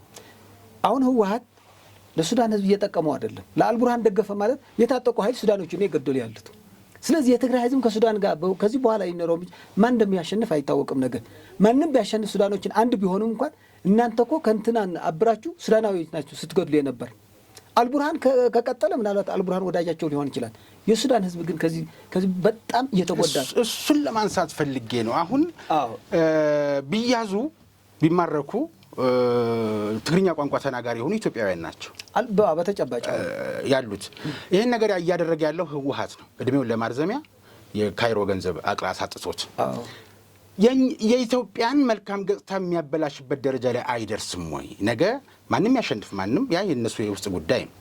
ግን በታሪክ እየተመዘገበ ይህን ያክል ሰራዊት ዘምቶ ይህን ያክል ምርኮኛ ተይዞ ይህን ያክል ሙት ተመዝግቦ ምናምን ይባልና እነዛ የመጡት እንግዲህ በሰላም አስከባሪ የሄዱ አይደሉ። እንደ አንድ ሉዓላዊ ሀገር ከኢትዮጵያ ጋር የፈረሙት ወይም ያደረጉት ነገርም እገዛም የለም። አንድ አሁን ወደ ሽፍትነት ወደ ውንብድና የተለወጠ አንድ ቡድን ይህንን የማድረጉ ጉዳይ የኢትዮጵያን መልካም ገጽታ አያበላሽም ወይ? የኢትዮጵያ እጅ አድርጎ ዓለም አቀፉ ማህበረሰብ ሊገልምታት አይችልም ወይ? እንዴት ነው ይህን ማጽዳት የምትችሉት? በተለይ በፖለቲካው ላይ ያለ አሁን ለዚህ እኮ ነው አሁን ለምሳሌ የነጌታቸው ጉዞ ባለፈው በጣም ጥሩ ነገር ያልኩ ምንድን ነው እኛ ኢትዮጵያውያን በተዘዋዋሪ ምናልባት ህወሓትም ይዘውረው ያው ወደንም ጠልተንም ኢትዮጵያዊ ነው የኢትዮጵያ ዜጋ ተብሎ ነው እንግዲህ እዛ ላይ ያለው ማለት ነው። አሁን ያ ነገር ማስቀረት አለብን። የኛም ሚና ትልቅ ነው ማለት በሱዳን ላይ እኮ ለዚህ ነው ለምሳሌ በህወሓት የሚዘወሩ ከፕሪቶሪያ በኋላ ህወሓት በታጣቂ ኃይሎች ላይ ምንም ማንዴት የለውም። በአፍሪካ ህብረትም ፈርመዋል፣ በዓለም አቀፍ ማህበረሰብ ፈርመዋል። ስለዚህ እነዚህ ኃይሎች ከዚህ በኋላ የሚመለከተው የኢትዮጵያ መንግስት ነው። የኢትዮጵያ መንግስት ደግሞ እነዚህ ኃይሎችን ምናልባት አልቡርሃን እነዚህ በተለይ ደግሞ ዓለም አቀፍ ሰውአዊ እንትን ጥሶ ነው እንግዲህ ኢሰብአዊ በሆነ መንገድ ለስደተኞችን ለትጥቅ ደግሞ ለማይመለከታቸው የሌላ ሀገር ዜጎችን ለትጥቅ እንትን እየዋለ ያለ አልቡርሃንን በህግ መጠየቅ አለበት የኢትዮጵያ መንግስት። ለምን ከስደተኞች እንትን ነው እየወሰዳቸው ያለ ብር እየከፈለ ማለት ነው። ምናልባት እነሱ ተርበዋል፣ ምንም አማራጭ የላቸውም፣ ሊሸጡም ይችላሉ። ፕላስ ደግሞ የህወሓት ካድሬዎች ነው የሚቆጣጠሯቸው። ከፈለጉ ይሸጧቸዋል፣ ከፈለጉ ደግሞ አርፋችሁ ተቀመጡ ይላቸዋል። ስለዚህ ከዚህ በኋላ አንድ በፕሪቶሪያ ውል ስምምነት መሰረት እዚህ ላይ እየተሳተፉ ያለ ኃይሎች እነ ታደሰ ወረደ ጭምር ያውቋቸዋል፣ እነ ጌታቸውም ያውቋቸዋል። በዓለም አቀፍ ህግ መጠየቅ አለባቸው። ለምን ከተጠለሉ ስደተኞችን እየመለመልክ ለሌላ ሀገር ወታደር ስትሸጥ በዓለም አቀፍ ህግም ያስጠይቃል። በሰዋዊነት ማለት ነው፣ በሰው መብት ያስጠይቃል። ይህ መክሰስ አለበት ኢትዮጵያ ብዬ ነው የማስበው። ባለፈውም ለዚህ ነው የሄዱት ብዬ ተስፋ አድርግ በውስጤ የሰማሁት ነገር ባይኖር ማለት ነው። ስለዚህ እንዳልከው የኢትዮጵያ ገጽታን እየቀየረ ነው በጣም እዛ ላይ መኖራችን ራሱ የሱዳኖችን ችግር እንዲራዘም ችግራቸው በጣም በአጭር ጊዜ እንዳይቋጭ እያደረግን ነው። እንዳይኸው ደግሞ ጦርነት የከፋ መቼ ነው ታውቃለህ? የውጭ ኃይሎች እጃቸው ካስገቡ በኋላ ነው ችግሩ የተበላሽ። ሌሎችን የማይታዩ እጆችን ይኖሩ ይችላሉ። እነሱም ታይና የሚታዩ ነገር እናንሳ። እነዚህ ሰዎች በኢትዮጵያ መንግስት እዛ ያሉ ታጣቂዎችን የኢትዮጵያ ታጣቂዎችን አስረክበኝ ብሎ በህግ በአፍሪካ ህብረትም በዓለም አቀፍ ማህበረሰብም በዲፕሎማሲም በህግ መክሰስ አለበት። አልቡርሃንም ከዚህ ድርጊቱን እንዲቆጠብ ማድረግ ይቻላል ለዚህ ወታደራዊ መንግስት። ምክንያቱም ይህ ሲቪል ዋር ነው። ሲቪል ዋር ከሆነ ደግሞ እርስ በርሳቸው ተዋጉ እንጂ የሌላ ኃይል መጠቀም አትችሉም የሚለው ፕላስ ደግሞ በፕሪቶሪያ ውል ስምምነት መሰረት ህወሓት በማንኛው ጸረ ኢትዮጵያ በሆነ ኃይሎች ወይም ደግሞ በሌላ የታጠቁ ኃይሎች ጋር መተባበር አይችልም። ሌላም እንደዚህ የሚለው ነው አይደለም። ስለዚህ ያ ነገር ተግባራዊ ማድረግ ነው እንጂ ህጉን በደንብ አድርጎ ይፈቅዳል። እንዳልከው ደግሞ ታሪኩ ወደኛ እየተገለበጠ ነው። በሱዳኖችን ላይ ቂም እየተያዘብን ነው። በነገ በሚኖረን ምናልባት እነዚህ ጅሎች ህዝባቸው ያስፈጁ ያሉ ሁለት ጅሎችን እነዚህ ሲያበቁ ጊዜ የሱዳን ህዝብ ወንድም ሆኖ ይቀጥላል። በተለይ ደግሞ እኛ ከሱዳን ጋር በጣም ሱዳኖችን ያውቃሉ። ግብጽ ምንም ወዳጃቸው እንዳልሆነች ኢትዮጵያን ወዳጃችን ይላሉ። በጣም ጥቅማቸው የሚያውቁ ህዝብ ናቸው። አሁን በዚህ ደረጃ መሪዎችን የጎዷቸው እንጂ እኛ ከኢትዮጵያ የሚመጣ ውሃ ነው እንጂ የምንጠቀመው ከግብጽ ማንዳው ሲናይ በረሃ የሚባል ወስዳችን ባናለች እኮ ድሮ ምናልባት ለሆነ አሸባሪ ላጠቃበት ምናምን ብላ ገብታ ከዛ አልወጣም ብላ እኮ ራሷ አከልላቸዋለች እኮ የሱዳን መሬት። ስለዚህ ግብጽ መጥቀሚያ ነው የምታደርገን እንጂ አትጠቅመንም የሚል የሱዳኖችን አሳሳል ያስ ጥሩ ስነ ልቦና በህዝባዊ ዲፕሎማሲ ለኛ ይጠቅመናል። ስለዚህ ለህዝባዊ ዲፕሎማሲ ገጽታችን እንዳይበላሽ ግን እነዚህ ሰዎች በህግም በድርድርም በዲፕሎማሲም መመለስ አለባቸው። ይሄ ነው ዋናው ስራ መስራት ያለበት። ሁለት ነገር ነው። አንድ የኛ ገጽታን ባልሆነ ቦታ እየዋልን ማለት በሱዳኖችን ላይ እየፈጠር ነው ያለው ችግር የኛ ገጽታ እንዳልከው ያበላሻል። አንድ ሁለተኛ እነዚህ ዜጎችም ዜጋ ናቸው፣ እናት አባት አላቸው እና እየሞቱ ነው፣ እነሱም ማዳን ነው። ሁለተኛ ለሱዳኖችም ደግሞ መታደግ ማለት ነው ከችግሩ። ምክንያቱም ጦርነቱ እየተጠናከረ እየተጋጋለ እየሄደ መጨረሻ ላይ 10 ምናምን ሚሊዮን ህዝብ በቃ ሜዳ ላይ ወድቀዋል። የተቀረው እንደዚህ ይበተናል። ሱዳን ህዝብን እየጠፋ ነው።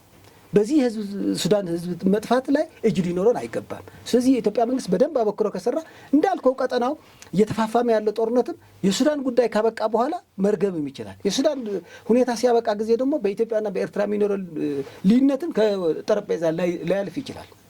እሱ ከቀጠለ ግን ምናልባት ሁለቱም ፍላጎት የላቸውም ለጦርነት ብዬ እርግጠኛ ሆኜ መናገር ይችላለሁ። ግን ተገዶ የምትገባ ጦርነት ግን ይመጣ ይችላል። ምክንያቱም ቀጠናው በትላልቅ ሀያላን ሀገራን ላይ አሰላለፉ ሲቀየር ራስ ለማዳን ስትል አንድ ላይ ትጠጋለህ። ስለዚህ ያላሰብክበትና ያላቀድክበትን ጦርነት ሊመጣበት ይችላል እና ሳትወድ በግድ ልትሳተፍም ትችላለህ። ስለዚህ ምናልባት ሻዕቢያም እንዳልከው ወደዚህ የመሳሪያ ማካመቻ ወደዚህ ከፈቀደለት ለአልቡርሃን በጣም ከዚህ ከስህተቱ መታረም አለበት። ምክንያቱም ይሄ ቀጠና በጣም ሴንሲቲቭ ነው እንደምናየው። በጣም እነ ኢራንና አሁን የታጠቁት ኃይልና እነ እስራኤል የታጠቁት ኃይል እናውቃለን። እዚህ አካባቢ ከተተኮሰው እንኳን ሳይታሰብ እኛ ሊያጠፋን ይችላል።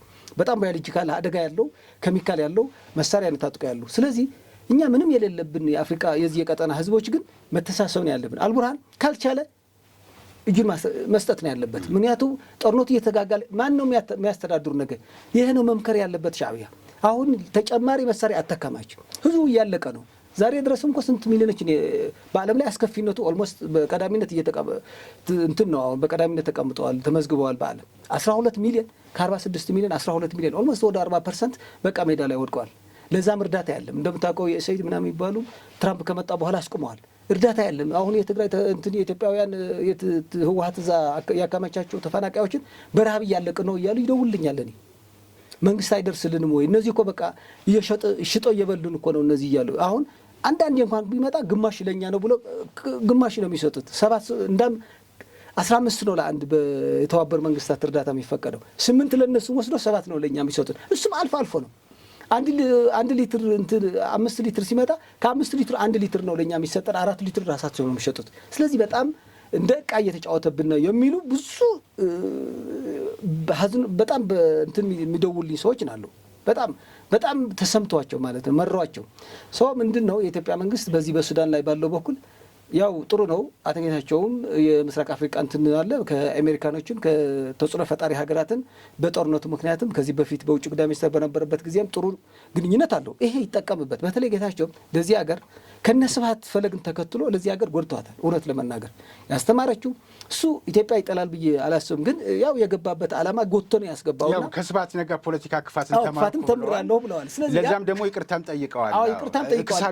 አማጥጬ ተጠቀማለሁ። ግን ይቅርታው ጥሩ ነገር ሆኖ ካሳው ግን ምንድነው አሁን አትሊስት እሱ የሚያውቃቸው ታጣቂዎችን መልሶ ወደ ኢትዮጵያ ማምጣት ከተለያዩ የባለድርሻ አካላትን ተወያይቶ አንድ ካምፕ ላይም ስልጠና ተወስዶ በተሐድሶ በምንም ከዛ በኋላ ወደ ስራቸው የሚበተኑበት እድልም የጌታቸው ትልቅ የቤት ስራ መሆን አለበት። ይህ ሲያደርግ ለኢትዮጵያ ለዚህ ቀጠና ብቻ ሳይሆን ለሱዳን ህዝቦች ደግሞ ስፔሻሊ በጣም ትልቅ እርዳታ ነው ብዬ ነው የማስበው። ምክንያቱም በየጊዜው እየታጠቁ ያሉ መሳሪያ ሁለቱም ኃይሎች በጣም ሱዳንም እንዳልነበረችን ወደ አውድማ የሚቀየር ነው። ከአምባሳደር ሬድዋን ሁሴን ጋር ወደ ሱዳን የሄዱ ጊዜ ምሳሌ ያነሱ እና አንድ ሰው ሲሞት ሰው ገደልክ ነው የምትባለው፣ 2 ሰው ሲሞት ሰው ገደልክ ነው የሚባለው እና ግን ከዛ በላይ ሲሆን ቁጥር ነው የሚሆነው የሚል አባባልን አንስተው አትጋደሉ፣ መጋደልን ከትግራይ ህዝብ ተማሩ፣ ወንድሙ ጋር ተጣልቶ ምንም ያተረፍነው ነገር የለም፣ ስለዚህ ይህንን አስረድተን ነው የተመለስነው ነግረናቸዋል ብለዋል። አንደኛው ጉዟቸው እንግዲህ ያው ስለ ሰላም፣ ምክንያቱም ለኢትዮጵያ ሰላሙ ያስፈልጋል፣ የሱዳን ሰላም መሆን፣ እንደገና ደግሞ የምስራቅ አፍሪካ ጉዳዩ ስለሚመለከታቸው ይህንን ነገር ተናግረን ተመልሰናል የሚል ነገር ተናግረዋል። ለማንኛውም አሟጥጬ እጠቀማለሁ ስላሉ ያላቸውን በተለይ በስልጣን ላይ ያሉ የነበራቸውን ኮኔክሽን የምንለውን ግንኙነት ይጠቀሙበታል ብለው እርሶም እንዳሉት ብዙዎች ሰዎችም እንደዛ ይገምታሉ። ያው እንግዲህ ጊዜ ጉዳይም የጤንነታቸውም ሁኔታም ስለሆነ ይሆናል እንግዲህ የዘገየው፣ ግን በፍጥነት ወደዛ ይገባሉ የሚሉ በርካታ አስተያየት ሰጪዎች አሉ። ምንድን ነው ግን ያማለያ ከአስመራም ተነስቶ መምታት ቢፈልግ አልቡርሃን የአየር ክልል መፈቀዱ እንግዲህ ይሄ ግዴታ ሊሆን ይችላል፣ መብትም ሊሆን ይችላል የአስመራ መንግስት። ሄሜቲ ግን የዛ አስመራ ድረስ የሚደርስ ማጥቂያ መሳሪያ አግኝቶ የአልቡርሃን መሳሪያ ስለሆነ አያገባችሁም ብሎ ቢያጠቃ ጉዳይ ወዴት ይሄዳል? ወይ ቢያስበው ነገሮች መልካቸውን አይለውጡም ወይ? አዎ ምን መሰለህ፣ ባለፈው በአረብኛ ቋንቋ ሰውየው ሀልሚቲ ያኛው የፈጥኖ ደራሽ የሚባለው መሪ በኤርትራ ወታደሮችን እየተጠቃን ነው፣ ኢሳያስ አፈወርቂ እያጠቃን ነው ብሎ ቃል በቃል ነው የተናገረው።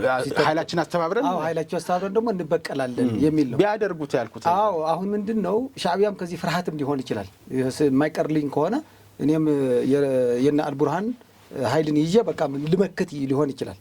ነገር ግን ለዚህ ፉከራ ግብረ መልስ ለመስጠት ከማዘጋጀት ይልቅ ለዚህ ማስታረቂያ ሀሳብ ማምጣት ይሻላል ብዬ አስባለሁ። አንድ ነገር ግን ምናልባት ጥሩ አጋጣሚ መሆን የሚችለው አልቡርሃን ኦልሞስት ከበፊቱ ትንሽ እየተጠቃ ስለሆነ ወደ ኤርትራ ወደ አካባቢ ወደ እንትኑ መጠጋት ጀምረዋል፣ መሸሽም ጀምረዋል ማለት ነው። እንትኑ ከጥቃት ለመከላከል ነው። ምክንያቱም ሉዓላዊ እንትን ይሄ ደግሞ በሳተላይት ዓለም ዛሬ ምናልባት ከምድር ልትደበቅ ትችላለህ፣ ከሰማይ ሳተላይት ልትደበቅ አትችልም። እውነት ይህን ካረገ ለኤርትራ ሕዝብ ትልቅ አደጋ ነው። ለምን ምናልባት ዛሬ መሳሪያ ደግፈ የምትለው ልማት ደግፈ የምትለው ሰው ላይኖር ይችላል። መሳሪያ መደገፍ ግን ሁሉም ፈቃደኛ ነው። ስለዚህ ያኛው ሰው አሁን የታጠቀው መሳሪያ አይደለም እንዴ ባለፈው ያስደነገጣቸው እዛ ጠረፍ አካባቢ የተወሰደው እርምጃ በጣም ከባድ ነው።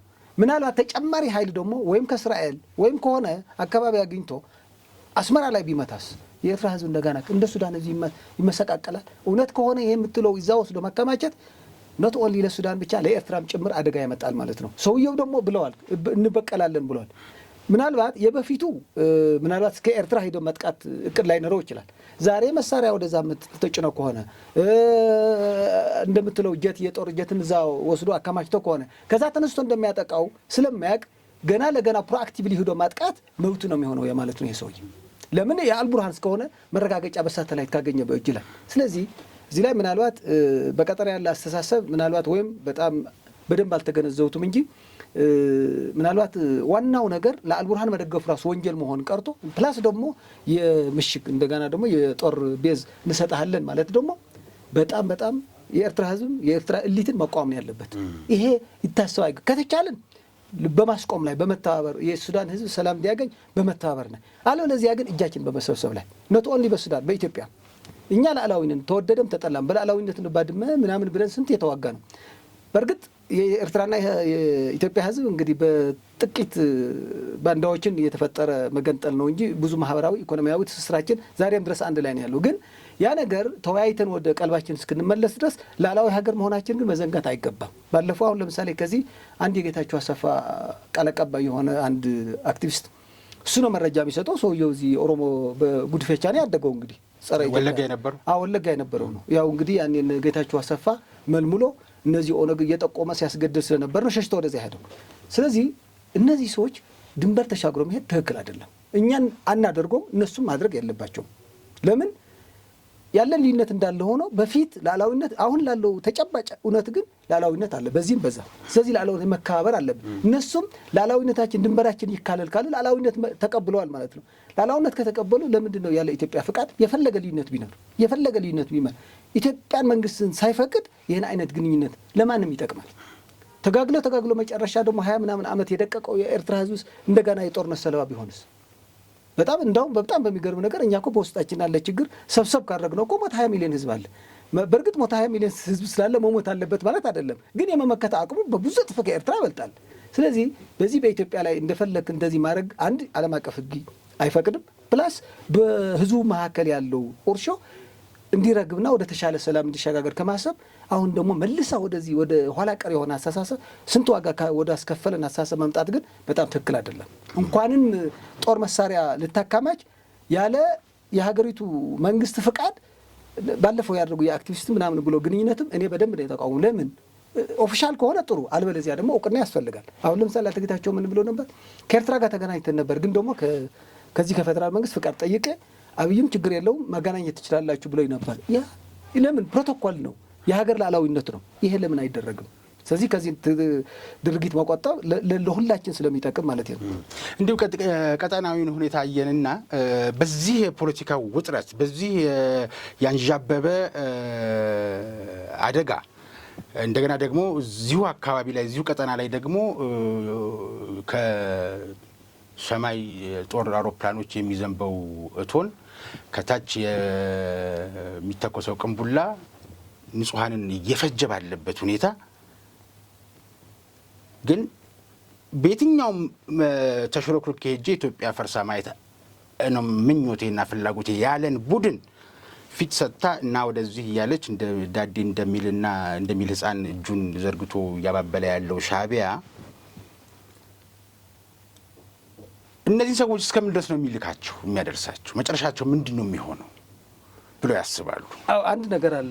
ሻዕቢያ ወደ ኢትዮጵያ መሬት ሲወር ስሌቱ በጣም ፕሮፌሽናል አርም በተለይ አየር ኃይሉ ምናምን ሁሉም ተበትነዋል። ያው መለስና ኢሳያስም ያው ተባብሮ ነበር የበተኑት። እንዳው አየር ኃይሉም ለመበተን ያው ሰማይ ነፍሳቸው ይማር እንትኑ በቅርብ ጊዜ ህይወታቸው ያለፈው ፕሮፌሰር በየነ ጴጥሮስ ነው እንግዲህ አየር ኃይሉ አይፈርስም ብሎ ያስቀሩት ይባላል። እዚህም የሆነ ሚሽን ነበረው ማለት ነው። አየር ኃይሉ ያው የጦር ሜዳው ስለሚቀይር ፖዚሽን ስለሚቀይር ሊሆን ይችላል። ከዛ እነሱ ምንድነው ያሰቡት? ያው እነመለስ እንደምታየው የዚህ ፕሮፌሽናል አርም ስለሚፈሩት በታተኑት የሁሉ ጀነራል የሁሉ በሀገር ሀብት የፈራው ጀነራል እንግዲህ ፖለቲከኛ አልነበረምና በታተኑት። ከዛ ሻዕቢያ ያኔ ያሰውት የህወሓት ሰራዊትን ተበታትነዋል፣ ያኛውም ደግሞ አኩርፈዋል፣ ህወሓትም አይወድም የሚል እሳቤ ነበራቸው ይባላል። ነገር ግን ያው መጨረሻው ያየኸው እንግዲህ በደርግ ጊዜም የነበሩ አየር ኃይሎችም ዛሬ እንትን በዛው የጠፋው ጀግና ብዙ ጊዜም የተዋጋ የፕሮፌሰር በየነ ጴጥሮስ ወንድማቸው ኮሎኔል በዛብህ፣ አዎ እነዚህ ጨምሮ ግን ለሀገራቸው የዘመቱት። ለመለስ ግን በጣም ነው የሚጠሉት። ያለ ጡረታ ነው ያባረራቸው። ለምን መለስ ነገ በሞትም በሆነ አጋጣሚም ስልጣን ይለቃል ወይ ይሞታል። አገር ግን ኢትዮጵያ ግን ትቀጥላለች። ይሄ ነገር ግን ባይሸውደን ጥሩ ነው። ህወሓትም ባለፈው ፕሮፓጋንዳ ሰሩ ከጦርነት በፊት። ከዛ ምን አሉ? ቅማንት የሚባል በዚህ ተነስተዋል፣ እንትን በዚህ ተነስተዋል፣ የሶማሊያ በዚህ ተነስተዋል። ስለዚህ በቃ ከዚህ በኋላ አዳክመነዋል ኢትዮጵያ እንገባለን ብሎ ገቡ። መጨረሻ ላይ ግን ያው ውጤቱን አይተዋል። ለምነው ነው እንግዲህ ጫማን ወድቆ ለምነው ነው እንግዲህ የፕሪቶሪያ ውል ስምምነት ያገኙት። ስለዚህ ምናልባት የኢትዮጵያ ታሪክን በውል አለመገንዘብ ችግር አለ። ሁላችን በመንግስት ላይ ደስተኛ ስለሆነን አይደለም እንደዚህ የምንታገለው። ዋናው ነገር ግን የመንግስትና የሀገር ህልውና ፍጹም አይገናኝም። መንግስት ማየን እኮ እኛ በእኛ እድሜ እንኳን ደርግን አጣን፣ ተቀይረዋል፣ ህወሓትን ተቀይረዋል። ብልጽግና ሶስተኛ መንግስት ነው። ሀገር ግን አለች እስካሁን። ስለዚህ ምናልባት እነሱ የሚሉ አሁን ያለው የኢትዮጵያ ትንሽ ያኮረፈ ኃይሎች አሉ በዛም በዚህም፣ ስለዚህ እንደፈለግ እናድርጋለን የሚለው ግን ባይሳሳቱ ጥሩ ነው። በጣም ባይሳሳቱ። የሀገር ጉዳይ ከሆነ ያኮረፈም ምን ያለም ሀገሩ ይከላከላል። እኔ አሁን ለምሳሌ በኢትዮጵያና በኤርትራ ምን ጊዜም ጦርነት እንዳይኖር እታገላለሁ። በዚህ ደረጃ ህወሓትን ደግፎ በዚህ ደረጃ ድንበር ተሻግረው የሚመጡ ከሆነ ግን ሌላ ሀገር ስለሌለ ይመክታለሁ። ምንም አማራጭ የለም። ይሄም መገንዘብ ያስፈልጋቸዋል እነሱ ምን ጊዜም ማለት ነው። ወደዚህ ይገባሉ ብዬ አላስብም። ግን አንዳንድ የምታየው ድባቦችን ጥሩ አይደለም። ስለዚህ እነዚህ ነገሮችን ከተነሱ ስለ ፖለቲካ የሚያስብ ሰው የለም፣ ስለ ሀገር ነው የሚያስበው። ምክንያቱም ከዛ በኋላ ተመልሰው ካለው ቅሬታ ጋር ካለው መንግስት ጋር ይመክታል በኋላ ላይ ደግሞ።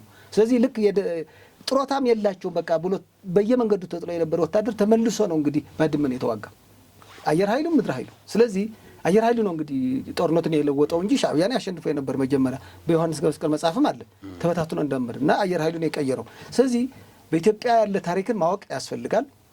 ግን በፍርሃት ሳይሆን ለሰላም ላለህን ምርጫ ግን ቅድሚያ ብታስቀምጥ ጥሩ ነው ብዬ ነው የማስበው እንጂ የትም ይደርሳል። ኢትዮጵያ ድንበር ሲደፈር ስለ ያለው ቅሬታ ስለምን ያስባል ብዬም አላስብም። ማሰብም የለበትም። ያለ ጡረታና ያለ ሕክምና በህግ ደረጃ ህግ አድርገው በዘር ማጥፋት ወንጅለውት ጦሩን ሲያፈርሱት የነበረው ስም ነው እንግዲህ ለምስራቅ አፍሪካ መመኪያ የነበረ በኢትዮጵያ ሉዓላዊነት በሩቅም በቅርብም ያሉ ስሟ ሲጠራ አገሪቷም ስም ሲጠራ ኢትዮጵያ የሚለው ሰራዊቱም ስም ሲጠራ በቁማቸው የሚረዱ እንደነበር የታወቀ ነገር ያው በተሰራውም ሳቦታጅም ጭምር ተደማምሮ የታሪካዊ ጠላቶቻችን ጣልቃ ገብነትም አንድ ላይ ሆኖ ያ ነገር ሆነ። ዋናውን ብስሮስ ጋሊ እኮ ትልቁ ሚና ከነበራቸው ሰዎች አንደኛው ግብፃዊ ናቸው። ስለዚህ ይሄ የእነሱ ቆየም እጅም ስለሆነ ግን አሁን እነዚህ ዶክተር ደብረጽዮን የሚገፏቸውን ታጣቂዎች ቦታ እየሰጠህ ከኢትዮጵያ ሉዓላዊ ግዛት ወደ ኤርትራ ሉዓላዊ ግዛት ውስጥ አሾልኮ ማስገባት ነገ የኢትዮጵያ መንግስት ለሚወስደው ነገር እነሱ አገር አፍራሽ እስከሆኑ ድረስ አገር አትፈርስም ብሎ ሊከላከል በሚወስደው እርምጃ ማን እንደሚጎዳ እሳቱን ማን እንደሚያቃጥል ዝም ብሎ ቀድሞ አዎ ትክክል ነው። በዚህ አጋጣሚ ግን ምናልባት እነሱም ከታሪክ ያልተማርም ያልኩ ምንድን ነው አሁን ለምሳሌ የባድሜ ጦርነት የኢትዮጵያ ጦርነት እስከ ዛሬ አንዱም ሲወነጃጀሉ ነው የምትሰባቸው። አንዱ ምን ይላል? አይ ወያኔ ነው የጀመረው ይላል። አንዴ አይ ነው ሻዕቢያ ነው የጀመረው ይላል። ዛሬ አንድ ነገር ቢፈጠር ኢትዮጵያ ምንም እጅ እንደሌለባትና ማን እንደጀመረው ይታወቃል። ለምን አሁን ዛሬ እንዳው እኛ በጣም እየተባሳጨን ለምንድን ነው መግለጫ የማይሰጠው እያልን ዝም ብለዋል። ያው እንግዲህ ነው የሚታየው ነው ነገሩ በየትኛው ዓለም። ለምሳሌ እኛ ከሆነ ዞን ጋር እነሱም ጋር ዞን ሻዕቢያ አይመለከተውም ይሄ ብለን ከሆነ ዞን ጋር ግንኙነት ብንፈጥር ከሆነ ዞን ጋር ግን በእነሱ ማስተዳደር ያለው እኛ ሉዓላዊነት እንደጣስን ዓለም አቀፍ ሕግን በደንብ ያወግዘናል ማለት ነው። ስለዚህ አሁን ያለው ሁኔታ ቶሎ በተለይ ደግሞ አሁን በኢትዮጵያ ሕግ ህወሓት ብሎ መጥራት ራሱ አሁን ከህወሓት ጋር እየሰራሁ ነው ማለት ከአሸባሪ ጋር እየሰራሁ ነው።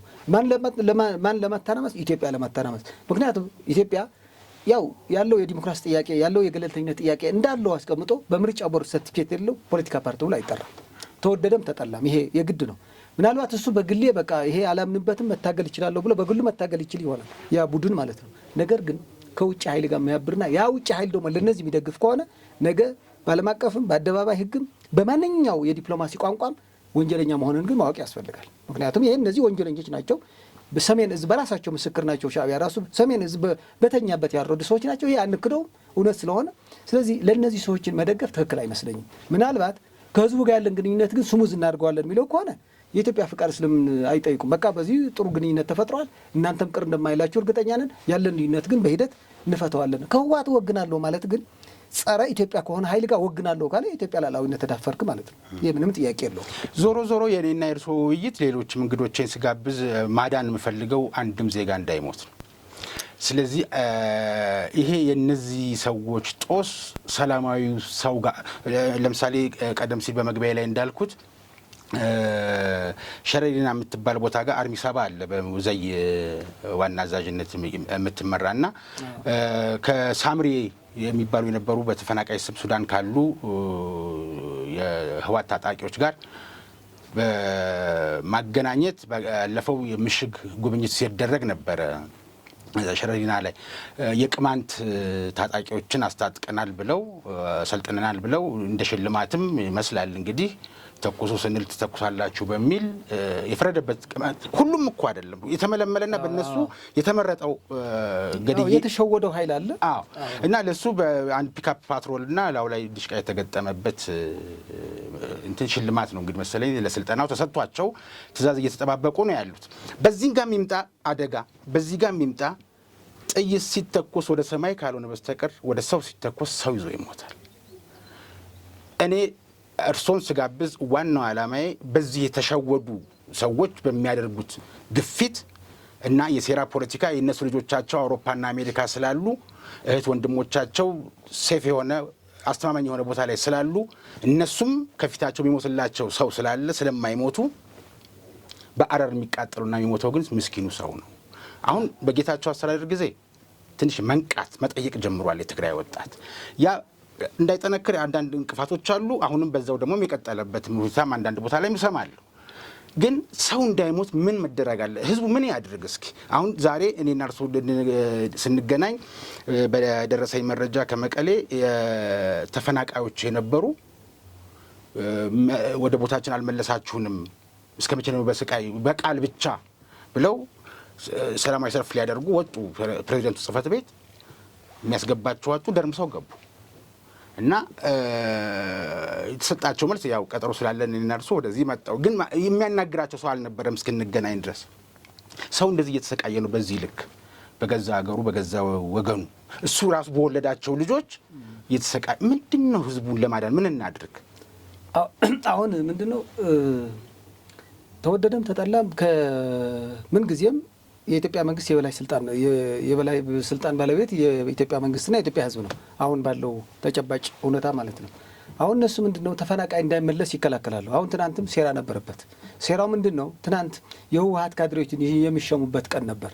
የተሸሙበትና ወደ አየር ላይ የሚውሉበት የተሸመው ቆይተዋል። ግን ወደ አየር ለመዋል ህዝብ እንዲያውቀው ያደረገ ምክንያቱም እነዚህ ምንድነው ህዝቡ የጌታቸው አካሄድ ይደግፍ ስለነበረ አሁን ደግሞ የታደሰን የህወሓት ካድሬዎችን እየሾመ ስለሆነ ይቃወም ስለሚችል አቅጣጫን ለመቀየር ለታደሰ ወረደ ስሙ ለማጠልሸትና ከነሱም እንዳልሆነ ለማሳየት ተብሎ እንጂ ለመመለስ አልነበረም። ትናንት እንደዛ ያተደረገው ለዛ አይደለም የተደረገው። ምናልባት እንትን ዳይቨርት ለማድረግ ነው፣ አቅጣጫ እንትን ለመቀየር ነው፣ ሽፍት ለማድረግ ነው አስተሳሰቡ ማለት ነው። ይሄ ምን ማለት ነው? ተራ ቁማር ነው ማለት ነው። እነዚህ በቀን አንድ ዳቦ እንኳን የሚጎርስባት አጥተው ህይወታቸው ያጡ ያሉ ወገኖች ለነዚህ ልክ የተወሰነችው የሆነ የአንድ ማፊያ የነሰዋት ያረጃ የፈጃ አስተሳሰብ ቁማር ይሄ ቁማርተኞች ያረቀቁትና ተንኮልና ሴራ እሱ ማስፈጸሚያ ነው ያደረጉት ትናንት። ይሄ መሆን እኮ አይችልም። ለምሳሌ አሁን ታደሰ ብቻ እኮ አይመልሰውም። ምንድነው ዋናው ነገሩ? በፕሪቶሪያ ውል ስምምነት መሰረት ተፈናቃዮች የሚመለሱበት የራሱ መንገድ አለው። የፌዴራል መንግስት ብሔራዊ ኮሚቴ አቋቁሞ ያለው ብለዋል። እሱ ብሔራዊ ኮሚቴ ደግሞ የኢትዮጵያ መሪ ስለሆነ በዛኛው በኩል ደግሞ የህወሓት ካድሬ ተደባላልቀው ይመጡብናል። በዛው ላይ ስለሚመጡን እነሱ ደግሞ ትናንት ማይካድራም ሌላ ቦታ ምን ጉዳት አድርሶብን ስለሄዱ እንደገና ወደ ደም እንፈሳሳለን የሚል ጥያቄ በዛኛው በኩል አለ። የኢትዮጵያ መንግስት ደግሞ ሁለቱም ባላንስ ላይ ማድረግ ግዴታ አለበት። ያኛውም ዜጋው ነው፣ ይሄም ዜጋው ነው። ስለዚህ ታደሰ ወረደ ወይም ደግሞ እነ ደብረጽዮን ብቻቸው የሚያደርጉት ነገር አንድ እነ ደብረጽዮን አይመለከታቸውም። በርጋችን ላይ በነ ፈትለ ወርቅ ስፖንሰር ተደርጎ መመለስ የማይፈልጉ በዚህ በተፈናቀል ስም የበለጸጉ በስንት ሀብት ያካበቱ ጥቂት ከተፈናቃዮችን የተወሰዱ ድሮም ቢሆን እዛ በነበሩ በካድሬነት ሪሶርስ ያላቸው ወይ መቀሌ ቤት ያላቸው ሁመራ እየሰሩ መቀሌ ቤት ያላቸው በእነዚህ ነው የሚንቀሳቀሰው። ትናንት የተደረገው ራሱ ስለ ምንድነው የነፈትለ ወርቅ ሰልፍ ነው የተካሄደው እንዳልኩ ማለት ነው። የህወሓት ካድሬዎችን ህገወጥ ካድሬዎችን ለመሸም ህዝቡ ወደዛ ፊቱ ለመቀየር ነው። ከዛ እንደዚህ ስጽፍ እንዴ እዚህ ሰው እያለቀሰ እንዴት እንደዚህ ትጽፋለህ ብሎ ለዛኛው ለማሻማቀቅ ነው። ሌላኛው እንዴት የህወሓት ካድሬ ይሾማል የሚል የማህበራዊ ሚዲያ ተጠቃሚ ወይም ደግሞ የሚዲያ ተጠቃሚ እንደዚህ ሲያወጣ እንዴ ህዝቡ እዚህ ሰልፍ ያልጻፍክ እንዴት እዚህ ትጽፋለህ ይላል። ለምን ለነሱም ህጋዊነት ለማላበስ ስለሆነ ዋናው ዓላማት በታደሰ ወረደ ተሽመናል የሚል ለህገወጥ ሽመታቸው ህጋዊ ለማድረግ ስለነበር ይሄ ቁማር ትልቅ ቁማር ነው። ስለዚህ ህዝቡ ምንድነው ማድረግ ያለበት? እኔም ሁሌ የምለው ምንድነው በየትኛው ሚዲያ ህወሓት መነገጃ ወይም ደግሞ ለንግድ ነው እንደሚጠቀምበት ለሱ አስቡ አይደለም። አሁን ብዙ መረጃዎችን እየወጡ ነው። እነ ደመቀ ዘውዱ ኮሎኔል ደመቀ ዘውዱ አትሂዱ፣ እኛ ጸባችን ከዛኛው አገዛዝ ነው፣ በቃ ከግፈኛው አገዛዝ ነው። 70 ዓመተ ምህረት ጀምሮ ማንም የመሰከረው ገሃነም በሚለው ሲገለን በነበረው ወልቃይት ህዝብ በገዛ ርስቱ ወደ ገሃነም እየገደለ ሲወረውረው ከነበር ኃይል እንጂ እናንተ እኛ በኢትዮጵያዊነት እናምናለን፣ በኢትዮጵያዊነት ካመናችሁ አብረን እንኖራለን ብሎ የለመኑት ከነ ቪዲዮ ጭምራለ። ስለዚህ ከወንድሞችህ ጋር አብሮ ለመኖር የሽፍታ ፍቃድ አያስፈልግም። ገፋ ቢል የወንድሞችህን ይቅር መባባልና መተሳሰብ፣ የመንግስት ደግሞ የሀገሪቱ መንግስት ደግሞ ፍቃድና ማድረግ የሚችለው እገዛ መጠየቅ ነው።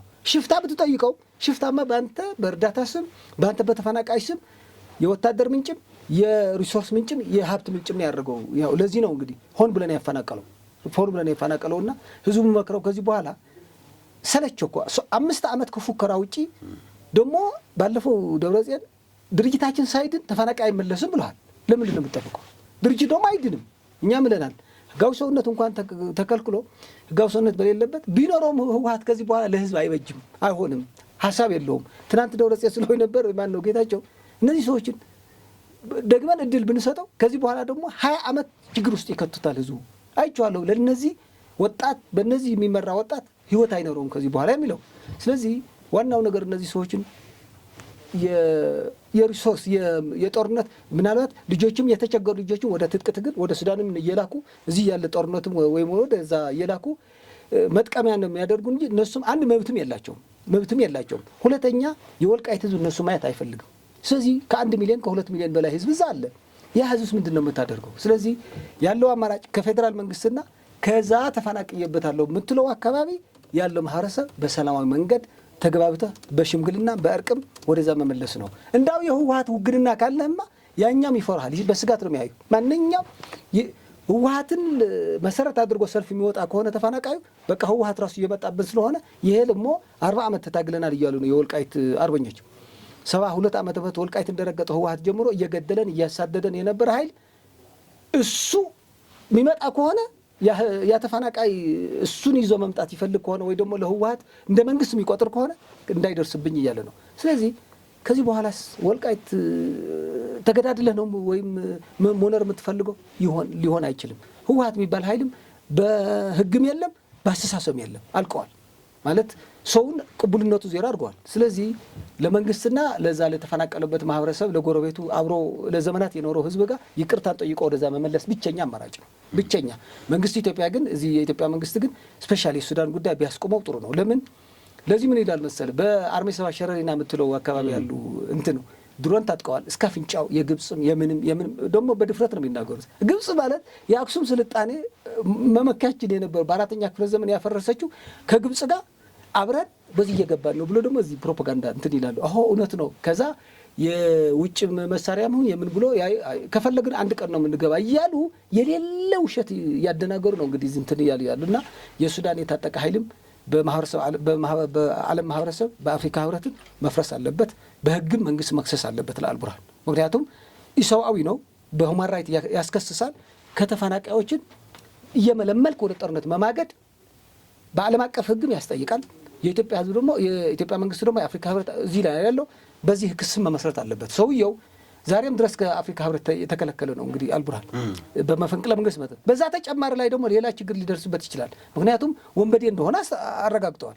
ሲቪል መንግስቱ ገልብጦ ነው ምን የመሰለ ከኢትዮጵያም ከማንኛው ጎረቤት ህዝብ አብረን ነው በዲፕሎማሲ መኖር የምንችለው ብሎ የሚያስብ የነበር ሀምዶክ የሚባል አስወግዶ ነው የመጣው። በጣም ወንበዴ ነው ሰውየው። እንዳው ከዛኛው ይልቅ ይሄ ነው ወንበዴ። ስለዚህ ዓለም ማህበረሰብ ደግሞ እየነቃበት ነው። አንዳንድ ሀገሮች እውቅና እንሰጠውም ይሄ ሽፍታ ብለን እንጥራው ላዕላዊ ምክር ቤት ምናምን የሚለው ይሄ ውሸት ነው።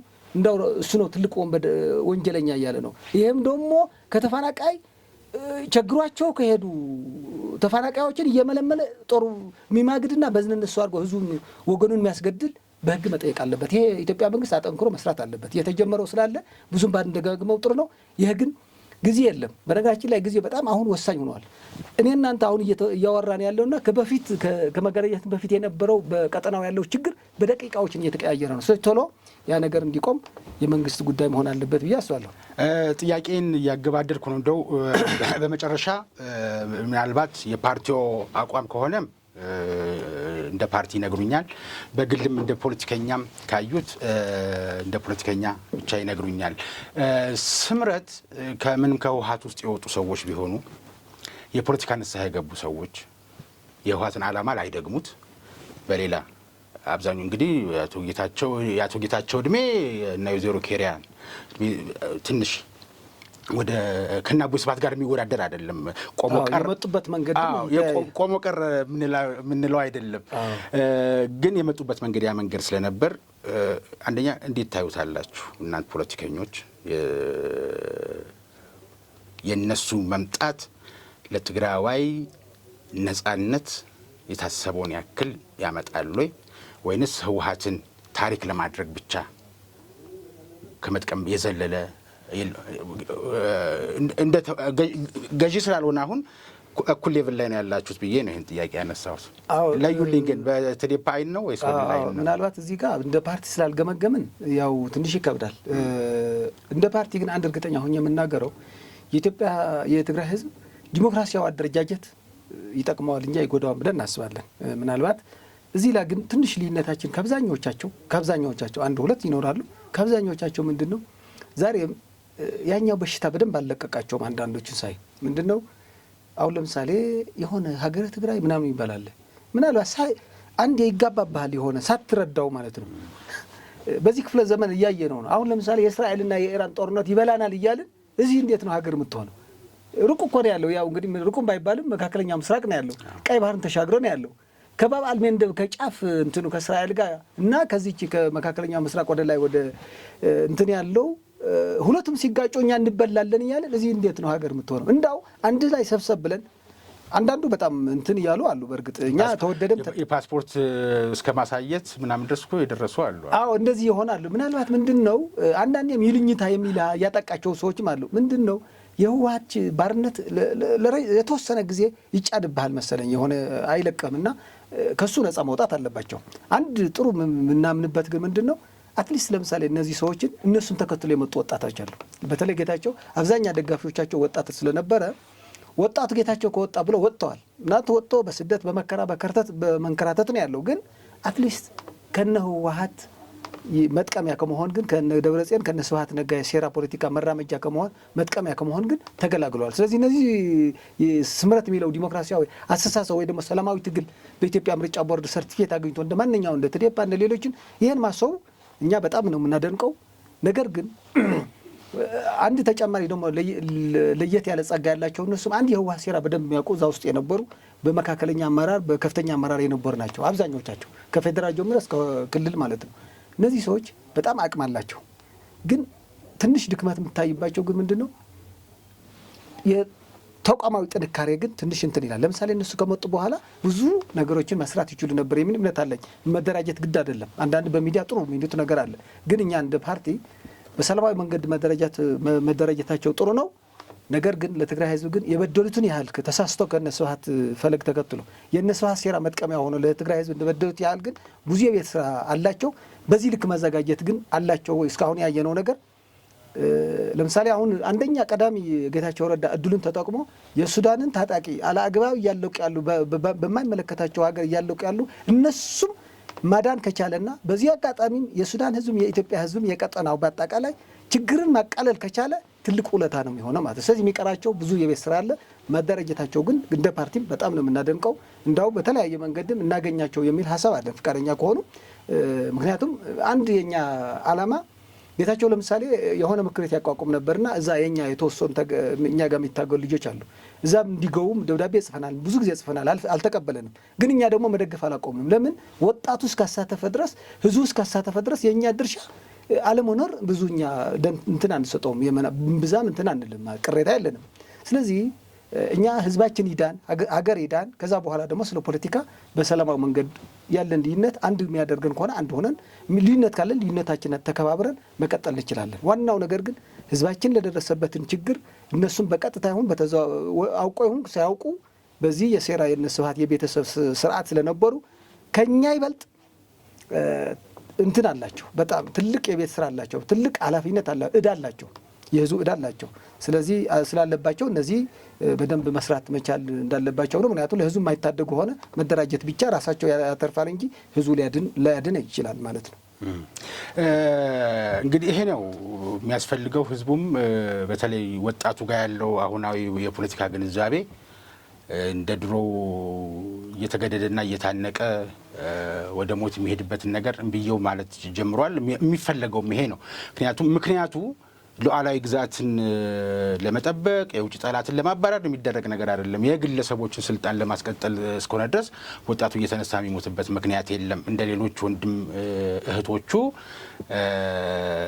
በወጣትነት አፍላነት ጊዜውን በመልካም ነገር ላይ ማሳለፍ ስለሚፈልግም ግዴታም ስለሆነ እናትም አባትም ደግሞ በልጅ ሀዘን መቆራመድ ይበቃል እስከ መቼ ድረስ መርዶ እየሰሙ እያለቀሱ ይዘለቃል የሚለውን ነገር ለማንሳትና ይህንንም ለመከላከል የምንችልበትን እንደ ዜጋ ኃላፊነታችንን እንድንወጣ በሚል ነው። ስለነበረን ቆይታ ከልብ አመሰግናለሁ። ግን የፌርማታ እንግዳ ላይ ስለሆነ ያሉት አሁንም የትግራይ ወቅታዊ ጉዳይ በጣም አንገብጋቢ የሆነ በእርሶ የፖለቲካ እውቀት በእርሶ ያለ መሀል የሆነ እንደ ፖለቲከኛ ነኝ ተብሎ ጽንፍ ላይ ሳይረገጥ ተቋሚንም አሁን ከስልጣን ከፌዴራልም ከክልልም ስልጣን ከዞንም ርቆ የሚገኘው ቡድን እንኳን የሚጠሩበትና የሚገልጹበትን ሁኔታ ሚዛን ላይ በማስቀመጥ ነው ምርጫ የማደርገውና ከእርሶ ጋር መወያየትን ሁልጊዜ ምርጫ የማደርገው። አሁን በጣም ኑሮ ውድነት አለ። መቀሌ አንድ እንቁላል 27 ብር መሆኑን ከዛሬ 5 ቀን በፊት ሰምቻለሁ። ነዳጅ የመንግስት ስራ እየተበደለ ነው። በተለይ የመንግስት መስሪያ ቤቶች ስራም የለም ዛሬ አትግቡም ሁሉም ይሉ ካድሬዎቹም እየቀሰቀሷቸው የመንግስት ስራ እንዲበደልና ህዝቡ እንዲማረር አገልግሎት እንዳያገኝ የሚደረግ ነገር አለ። ነዳጁ ግን ጨለም ሲል በቦቴ ቀን በብርሃን ደግሞ በጀሪካን እየተጫነ ወደ ኤርትራ እየወጣ ነው። የኮንትሮባንድ ንግዱ በጣም ተጧጥፏል። ተጨባጭ የሆነ ማስረጃዎችን ሁሉ መደርደርና ማቅረብ ይቻላል። እንደው የመውጫና የመሰነባበቻ እናድርገውና በዚህ ላይ ጠቅለል ያለ ነገር የሚሉት ካለ። ብዙ ጊዜ የፖለቲከኞች ጫና ነው ሰውን እየበደለ ያለው የታጣቂዎች ጉዳይ ነው የምንል ሰዎች አለን እና እንደው ፖለቲከኞቹም ቢሆኑ እንደዚህ ነው የሚሉት ነገር ካለ። የሀሳብ ድርቀት ከገጠመው ቆይተዋል። የህዝብ ደጀንነቱ ዜሮ ሆኗል፣ ወርደዋል። አሁን አስገድዶ በመጀመሪያ በነበረው በፈጠረው ስሜት በተሳሳተ ስሜት ወደ ትጥቅ ትግል የተቀላቀሉና አንዳንድ በግዳጅ ደግሞ በቸገራቸው ኢኮኖሚ ምንም የቸገራቸው የታጠቀ ኃይሎችን አድርጎ ነው እንግዲህ ህዝቡ እያሳቃየ ያለው። ካድሬው ተቀባይነቱ ዜሮ ሆነዋል። ምንም ካድሬ የለውም፣ ሀሳብ የለውም፣ ምንም ነገር የለውም። ግን እኔ አንድ ነገር ግን አለ ከመንግስትም ትንሽ ቅር የሚለኝ ነገር ምንድን ነው? ፕሪቶሪያ ከመከላከያ ሰራዊት ውጭ ሌላ ታጣቂ አይቻልም። ስለዚህ ይሄም አምኖ ተቀብለዋል ህወሓት። ይሄም አምኖ ከተቀብሎ ከፈረመ አንዱ አሁን ዛሬ ጊዜያዊ አስተዳደሩ ፕሬዚደንት ሆኖ ተወክሎ እየሰራ ያለው ታደሰ ወረደ ናቸው። ስለዚህ እውነት ለመናገር በዛም በአሁኑ ሰዓት ወይም ፕሮፌሽናል አርም ከሆንክ ለሀገር እያካገለገልክ አንድ ነገር ነው። ለአንድ ቡድን ለአንድ ሽፍታ ቡድን አገልጋይ ሆኖ ያ ሁሉ ወጣት ታጥቆ ለነሱም እያጀበ ነገ ወደ ሻዕቢያ የሚወስዱ ወደ ግብጽ ነው የሚወስዱ። ልክ ሱዳን ላይ ያከራዩት ያሉ ሊሸጡትም ይችላሉ። አሁን ለምሳሌ እነሱ ምን ይላል መሰለ፣ አሁን በሱዳን ጥሰን ስለምንገባ በዚህ በኤርትራ በኩል አድርገህ ወደ ሱዳን ትሄድና ከአርሚ 7 ተደምረህ ኃይል ሆነ ወደ ሁመራ ትመጣለህ ካሉ ይሄዳል። እዛ እንዲሄደ ደግሞ አይ መጀመሪያ ለአልቡርሃን ድል ማድረግ አለብን ብሎ መዛ ያስገድሉታል። ምክንያቱም አልቡርሃን ካልደገፈን ወደ ሁመራ እንገባ አንችልም፣ ትጥቅም ስንቅም ከዚህ ስለሆነ ከግብጽ ስለሆነ ይሉታል እንደገና። ስለዚህ ግብጽና አልቡርሃን ደግሞ ምንድነው ግብጽ ደግሞ የምትፈልገው አልቡርሃን ወንበር እንዲቆጣጠር ነው የምትፈልገው። ስለዚህ ወደ ሁመራ ትመለሳለህ ብሎ በኤርትራ በኩል ወስዶ ወደ ሱዳን አስገብቶ ስለዚህ ከአርሚ ሰባ ላይ ተደምረህ ለሁመራን ሰብረህ ትገባለህ ብሎ ወስዶ እዛ ላይ ደግሞ መጀመሪያ አልቡርሃን ስልጣን መደላደል አለበት ብሎ እዛ ቢያስፈጁት። ስለዚህ አቶ ታደሰ ወረደ ምን እየሰሩ ነው? መንግስትም እዚህ ላይ ጥያቄ ለምን አነሳም? ምክንያቱም ዛሬም እኮ እርግጠኛ አይደለም። ምክንያቱም የኤርትራ ቶሎ አንድ ለኮንትሮባንድ ንግድ ነው፣ ምንም ጥያቄ የለውም። ለሰላም ቢሆን ከመንግስቱ ነው። ልዩነት ቢኖር ህዝባዊ ግንኙነቱ ማድረግ ትችላለህ። በነገራችን ላይ አላደግንም እንጂ ፖለቲካል ልዩነት ከማህበራዊ ግንኙነት ምንም ማገናኝ ነገር የለም። በሰላማዊ መንገድ ከላህን ጠበቅ፣ ግን ደግሞ ህዝቡ በሰላማዊ መንገድ ይገናኝ ማለት እኮ ትችላለህ። ቀላል ነው እሱ። ግን ተጣድፎ የከፈቷት ዋና ምክንያት ምናልባት የታጠቁ ኃይል በዚህ አድርጎ ወደ ሱዳን ሊያልፉ ነው። ምናልባት ኤርትራ በቀጥታ ትንኮሳ ላይ ትጀምር ትችላለህ። ግን ምንድነው አልቡርሃንን የግድ ወደ ወንበር መመለስ አለበት የሚል ግን የህወሓትም የግብጽም የሻዕቢያም የመጨረሻ ቅድሚያ ተቀምጧል። ለምን ያኛው ፎክሮበታል እበቀላለሁ ብሎ ለሻዕቢያ ማን ነው ያ ፈጥሮ ሀይሜቲ ህወሓትም ከዚህ በኋላ አልቡርሃን የሚጫወትበትን የሚያሸብርበት ነፃ ቀጠና ይፈልጋል። ስለዚህ ያ ለማድረግ ደግሞ የሚከበረው ደግሞ የድሃ ልጆችን በመሸጥ ነው። በነገራችን ላይ ሻዕቢያ ከበረሃ ጀምሮ በዮሐንስ ገብረስላሴ መጽሐፍ ካየኸው 30,000 ወጣትን አሳልፎ ስለሰጠ እንጂ ስጋ ቆጥሮ ዘመድ ቆጥሮ አይደለም የሚያከብረው ሻዕቢያ። የድሃ ልጆች ስልጠና ብሎ ይልክና ስለ ሻዕቢያ ይጠቀምባቸዋል እነዛ ምስኪን ወጣቶችን። ለዛም ይሆናል ስብሐት ነጋ የኛ እኮ መርዶ አልመጣም ብሎ ከደርግ ውድቀት በኋላ ሲጠይቁ በቃ ያው እንግዲህ ጠፍቶ ይሆናል በቃ ተው ወይም ደግሞ እንደሞተ ቁጠሩት፣ እንደሰውም አይቆጥሯቸውም። ያኔ የሚያዙ የነበር ነው ማርከባዋይና መለስ ዜናው ሶስት ናቸው፣ ስብሐት ነጋ ናቸው የሚያዟቸው። ወደዛ ሄድ ይባላል። አንዳንዴም ለአንድ ክላሽ አንድ ልጅም ሲቀይሩ ነበር። እንዳው በደርግ ጊዜ የተማረከው ልጅ አለ እንዳው ቪዲዮ አጥቸው ነው እንጂ አንተ ከየት ነው የመጣህ? ከትግራይ ነው ለስልጠና ብለህ ትርግ አይደለም። ከትግራይ ለአንድ ክላሽ ነው የሸጡን የወያኔ ህወሓት ብሎ ነው የተናገረው ከሻዕቢያ ጋር የተማረከው አንድ ወጣት ማለት ነው። ስለዚህ ያ ነገርም እየተሰራበት ስለሆነ አሁን ይሄ የታጠቀው ኃይል ትግራይ ውስጥ ያለው ማን ነው? የበጀት ምንጩ ማን ነው? የሚመራውስ ማን ነው? ታደሰ ወረደ ከአቅሙ ውጭ ነው? ምን እያደረገ ነው? አሁን ለምሳሌ እኛ ከዚህ በኋላ የሻዕቢያ ህገወጥ ግንኙነት አንደግፍም። ከኢትዮጵያ መንግስት ያለው ግንኙነት ግን እንደግፋለን። በመንግስቱ እውቅና የሚደረገው እሱ ከማንም በላይ እንደግፋለን። ይሄ ግን ሌላ ጦስ ይዘው ይመጣል የሚሉ የነራያ አካባቢ አመራሮችን ለማፈን እየተዘጋጀ ነው። አሁን በጉሎት እንደገና ሰብሮ የሚገደልን ገድሎ የዞኑ አስተዳደር ለመቆጣጠር ማለት ነው። ስለዚህ ይሄ ነገር ምንድነው የምናየው? ዝም ማለት አለብን? ከራቀ ከኛ ርቆ ሱዳን ከደረሰ ሳይከብደንም መረብ ተሻግሮ እዛ ከደረሰ ሳይከብደንም፣ ስለዚህ መተጋገዝ አለብን። አሁን ያለው ትግራይ ውስጥ ታጣቂ በ30 ቀን ይፈታል ተብሎ ፕሪቶሪያ የተፈረመው 3 ዓመት ምን እየሰራ ነው? እዛ ስንት ችግር ነው ያስከተለ ያለው። ዛሬ እኮ ህወሓት የሚፎክረው እኮ እነሱም ተማምነው ነው። እነሱ ከሌለ እኮ ሻዕቢያ ፊቱን አይፈልጉም። እነዚህ ታጣቂዎችን ከሌሉ ሱዳንም አይፈልጉም። ስለዚህ የገበያ መደራደሪያ ያደረገው የመደራደር አቅሙ ከፍ ያደረገው ህጋዊ ሰውነት ባይኖረኝ ይህን ያህል ታጣቂ አለኝ፣ ህጋዊ ሰውነት ባይኖረኝ ይህን ያህል ሪሶርስ አለኝ እያለ እኮ ነው የተደራደረ ያለው እንጂ ያውቃሉ እኮ እነሱም ህገወጥ እንደሆነ ህወሓት። ግን ያ የያዘው አሳስቶ የያዘው የታጠቀው ለዛም የኢትዮጵያ በጀት የሚጠቀመው ባለፈው ጌታቸው ሲናገር 12 ቢሊዮን ነው የሰጠሁት። ሐኪሙና መምህሩ ደሞዝ አጥቶ አላስተምሩም ብሎ ተማሪ ተበትኖ ሐኪም እናት በዚህ የሞተች ሐኪም የለም አኩርፎ ደሞዜን አልተከፈለኝም ብሎ ይሄ ሰው ለመግደል ደሞዝ ይከፈላል። ጌታቸውም እዚህ እንዳው ይቅርታ ለመጠየቅ ያለበት እነዚህ ልጆች ምንም አይጠቅማቸው። 4,000 ብር ተሰጥቶት በረሃ ላይ ከአውሬ ጋር አብሮ እየተኛ ዘመንን በ21ኛ ክፍለ ዘመን ስንት ሊማርበት የሚገባው እድሜው እዛው እየባከነ ምንም እየተጠቀመ አይደለም።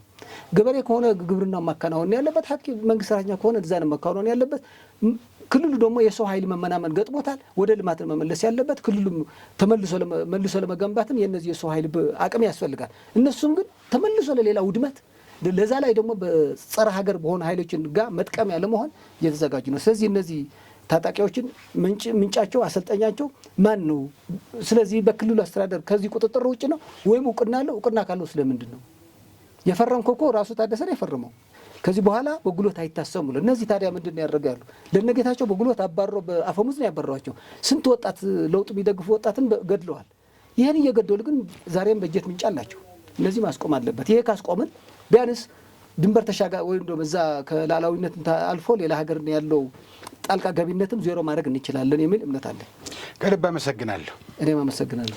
የተወደዳችሁ ተመልካቾቻችን በሀቅና ሳቅ ሚዲያ ተዘጋጅቶ ወደ እናንተ ሲደርስ የነበረው የፌርማታ እንግዳ እስካሁን ድረስ የተከታተላችሁትን ይመስል ነበር። የዛሬ የፌርማታ እንግዳ አርጌ ያቀረብኳቸው አቶ ገብረ ጊዮርጊስ ግዳይ ነበሩ። የትግራይ ዴሞክራቲክ ፓርቲ ትዴፓ የስራ አስፈጻሚ አባል ናቸው። የተጨዋወት ነው እንደ አንድ ፖለቲከኛ እንደሚያገባው የትግራዋይ ፖለቲከኛ ሆነው ነው መልስ የሰጡኝ። የፓርቲያቸው መጨረሻ ላይ የተናገሩት ነገርም እንደ ፓርቲያቸው ሲሆን የፓርቲያችንም አቋም የሚል ነገር ተናግረውበታል። የፓርቲያቸው የሆነው እሱ ነው። በተረፈ ግን ሌላው በሙሉ እንደ አንድ ያገባኛል ባይ ዜጋ እና ፖለቲከኛ እንዲደረግላቸው ስለተነጋገርን በዛ አንጻር ይውልን። እንግዲህ የትግራይ ወቅታዊ ሁኔታ ይህንን ይመስላል። ከፌዴራል መንግስት ስልጣናቸውን ቢያጡ መቀሌ ቢገቡ ከመቀሌም ግፍ ሰርተው የሀገር ሉዓላዊ ድንበርን ጠባቂ አሸዋ ምሽግ ተንተርሶ ኮዳ ተንተርሶ ድንጋይ ላይ ተኝቶ ኢትዮጵያን ይጠብቅ የነበረ ወታደር ላይ የጨከኑ ሰዎች ከእነሱ ምን ይጠበቃል? ግን ያው ጦርነትን ፈልገውት ነበር። መመለስ ባለባቸው ሁኔታ ተመልሰዋል። ግን አሁን ደግሞ ከሌላ ሉዓላዊ ሀገር ጋር ሰው ድንበር ውስጥ ድረስ በመዝለቅ እያደረጉ ያሉትን ኢትዮጵያን የማበጣበጥ የማተራመስ ነገር እያየን ነው። በዛ በኩል ደግሞ ፈጣሪያቸው የነበሩት ሰው በሽግግር ፍትህ በተበዳይ ጫማ ስር ሆነው የተበደለ ያለቀሰ የሞተበት ሰው ጫማ ውስጥ ገብተው ፍትህ ስላላገኙ ከእስርም አዛውንት ናቸው ተብለው ሌሎችም ምክንያቶች ስለተለቀቁ ዛሬ መልሰው ሰላም የሚል ነገር ለይስሙላ እየሰበኩ ከሌሎች ኃይሎች ጋራ በመሆን እያደረጉ ያሉትን ሁሉ እያየን ነው። ግን የትኛው ለኢትዮጵያ የትኛው ለትግራይ ሕዝብ ይጠቅማል የሚለውን ለማንሳት ነበር እንደ አንድ ፖለቲከኛ ከእንግዳይ ጋር ቆይታ ያደረግ ነው። በቀጣይ ከሌላ እንግዳ ጋር በሌላ ርዕሰ ጉዳይ እጠብቃችኋለሁ። እስከዚያው ድረስ ጤና ይስጥልኝ።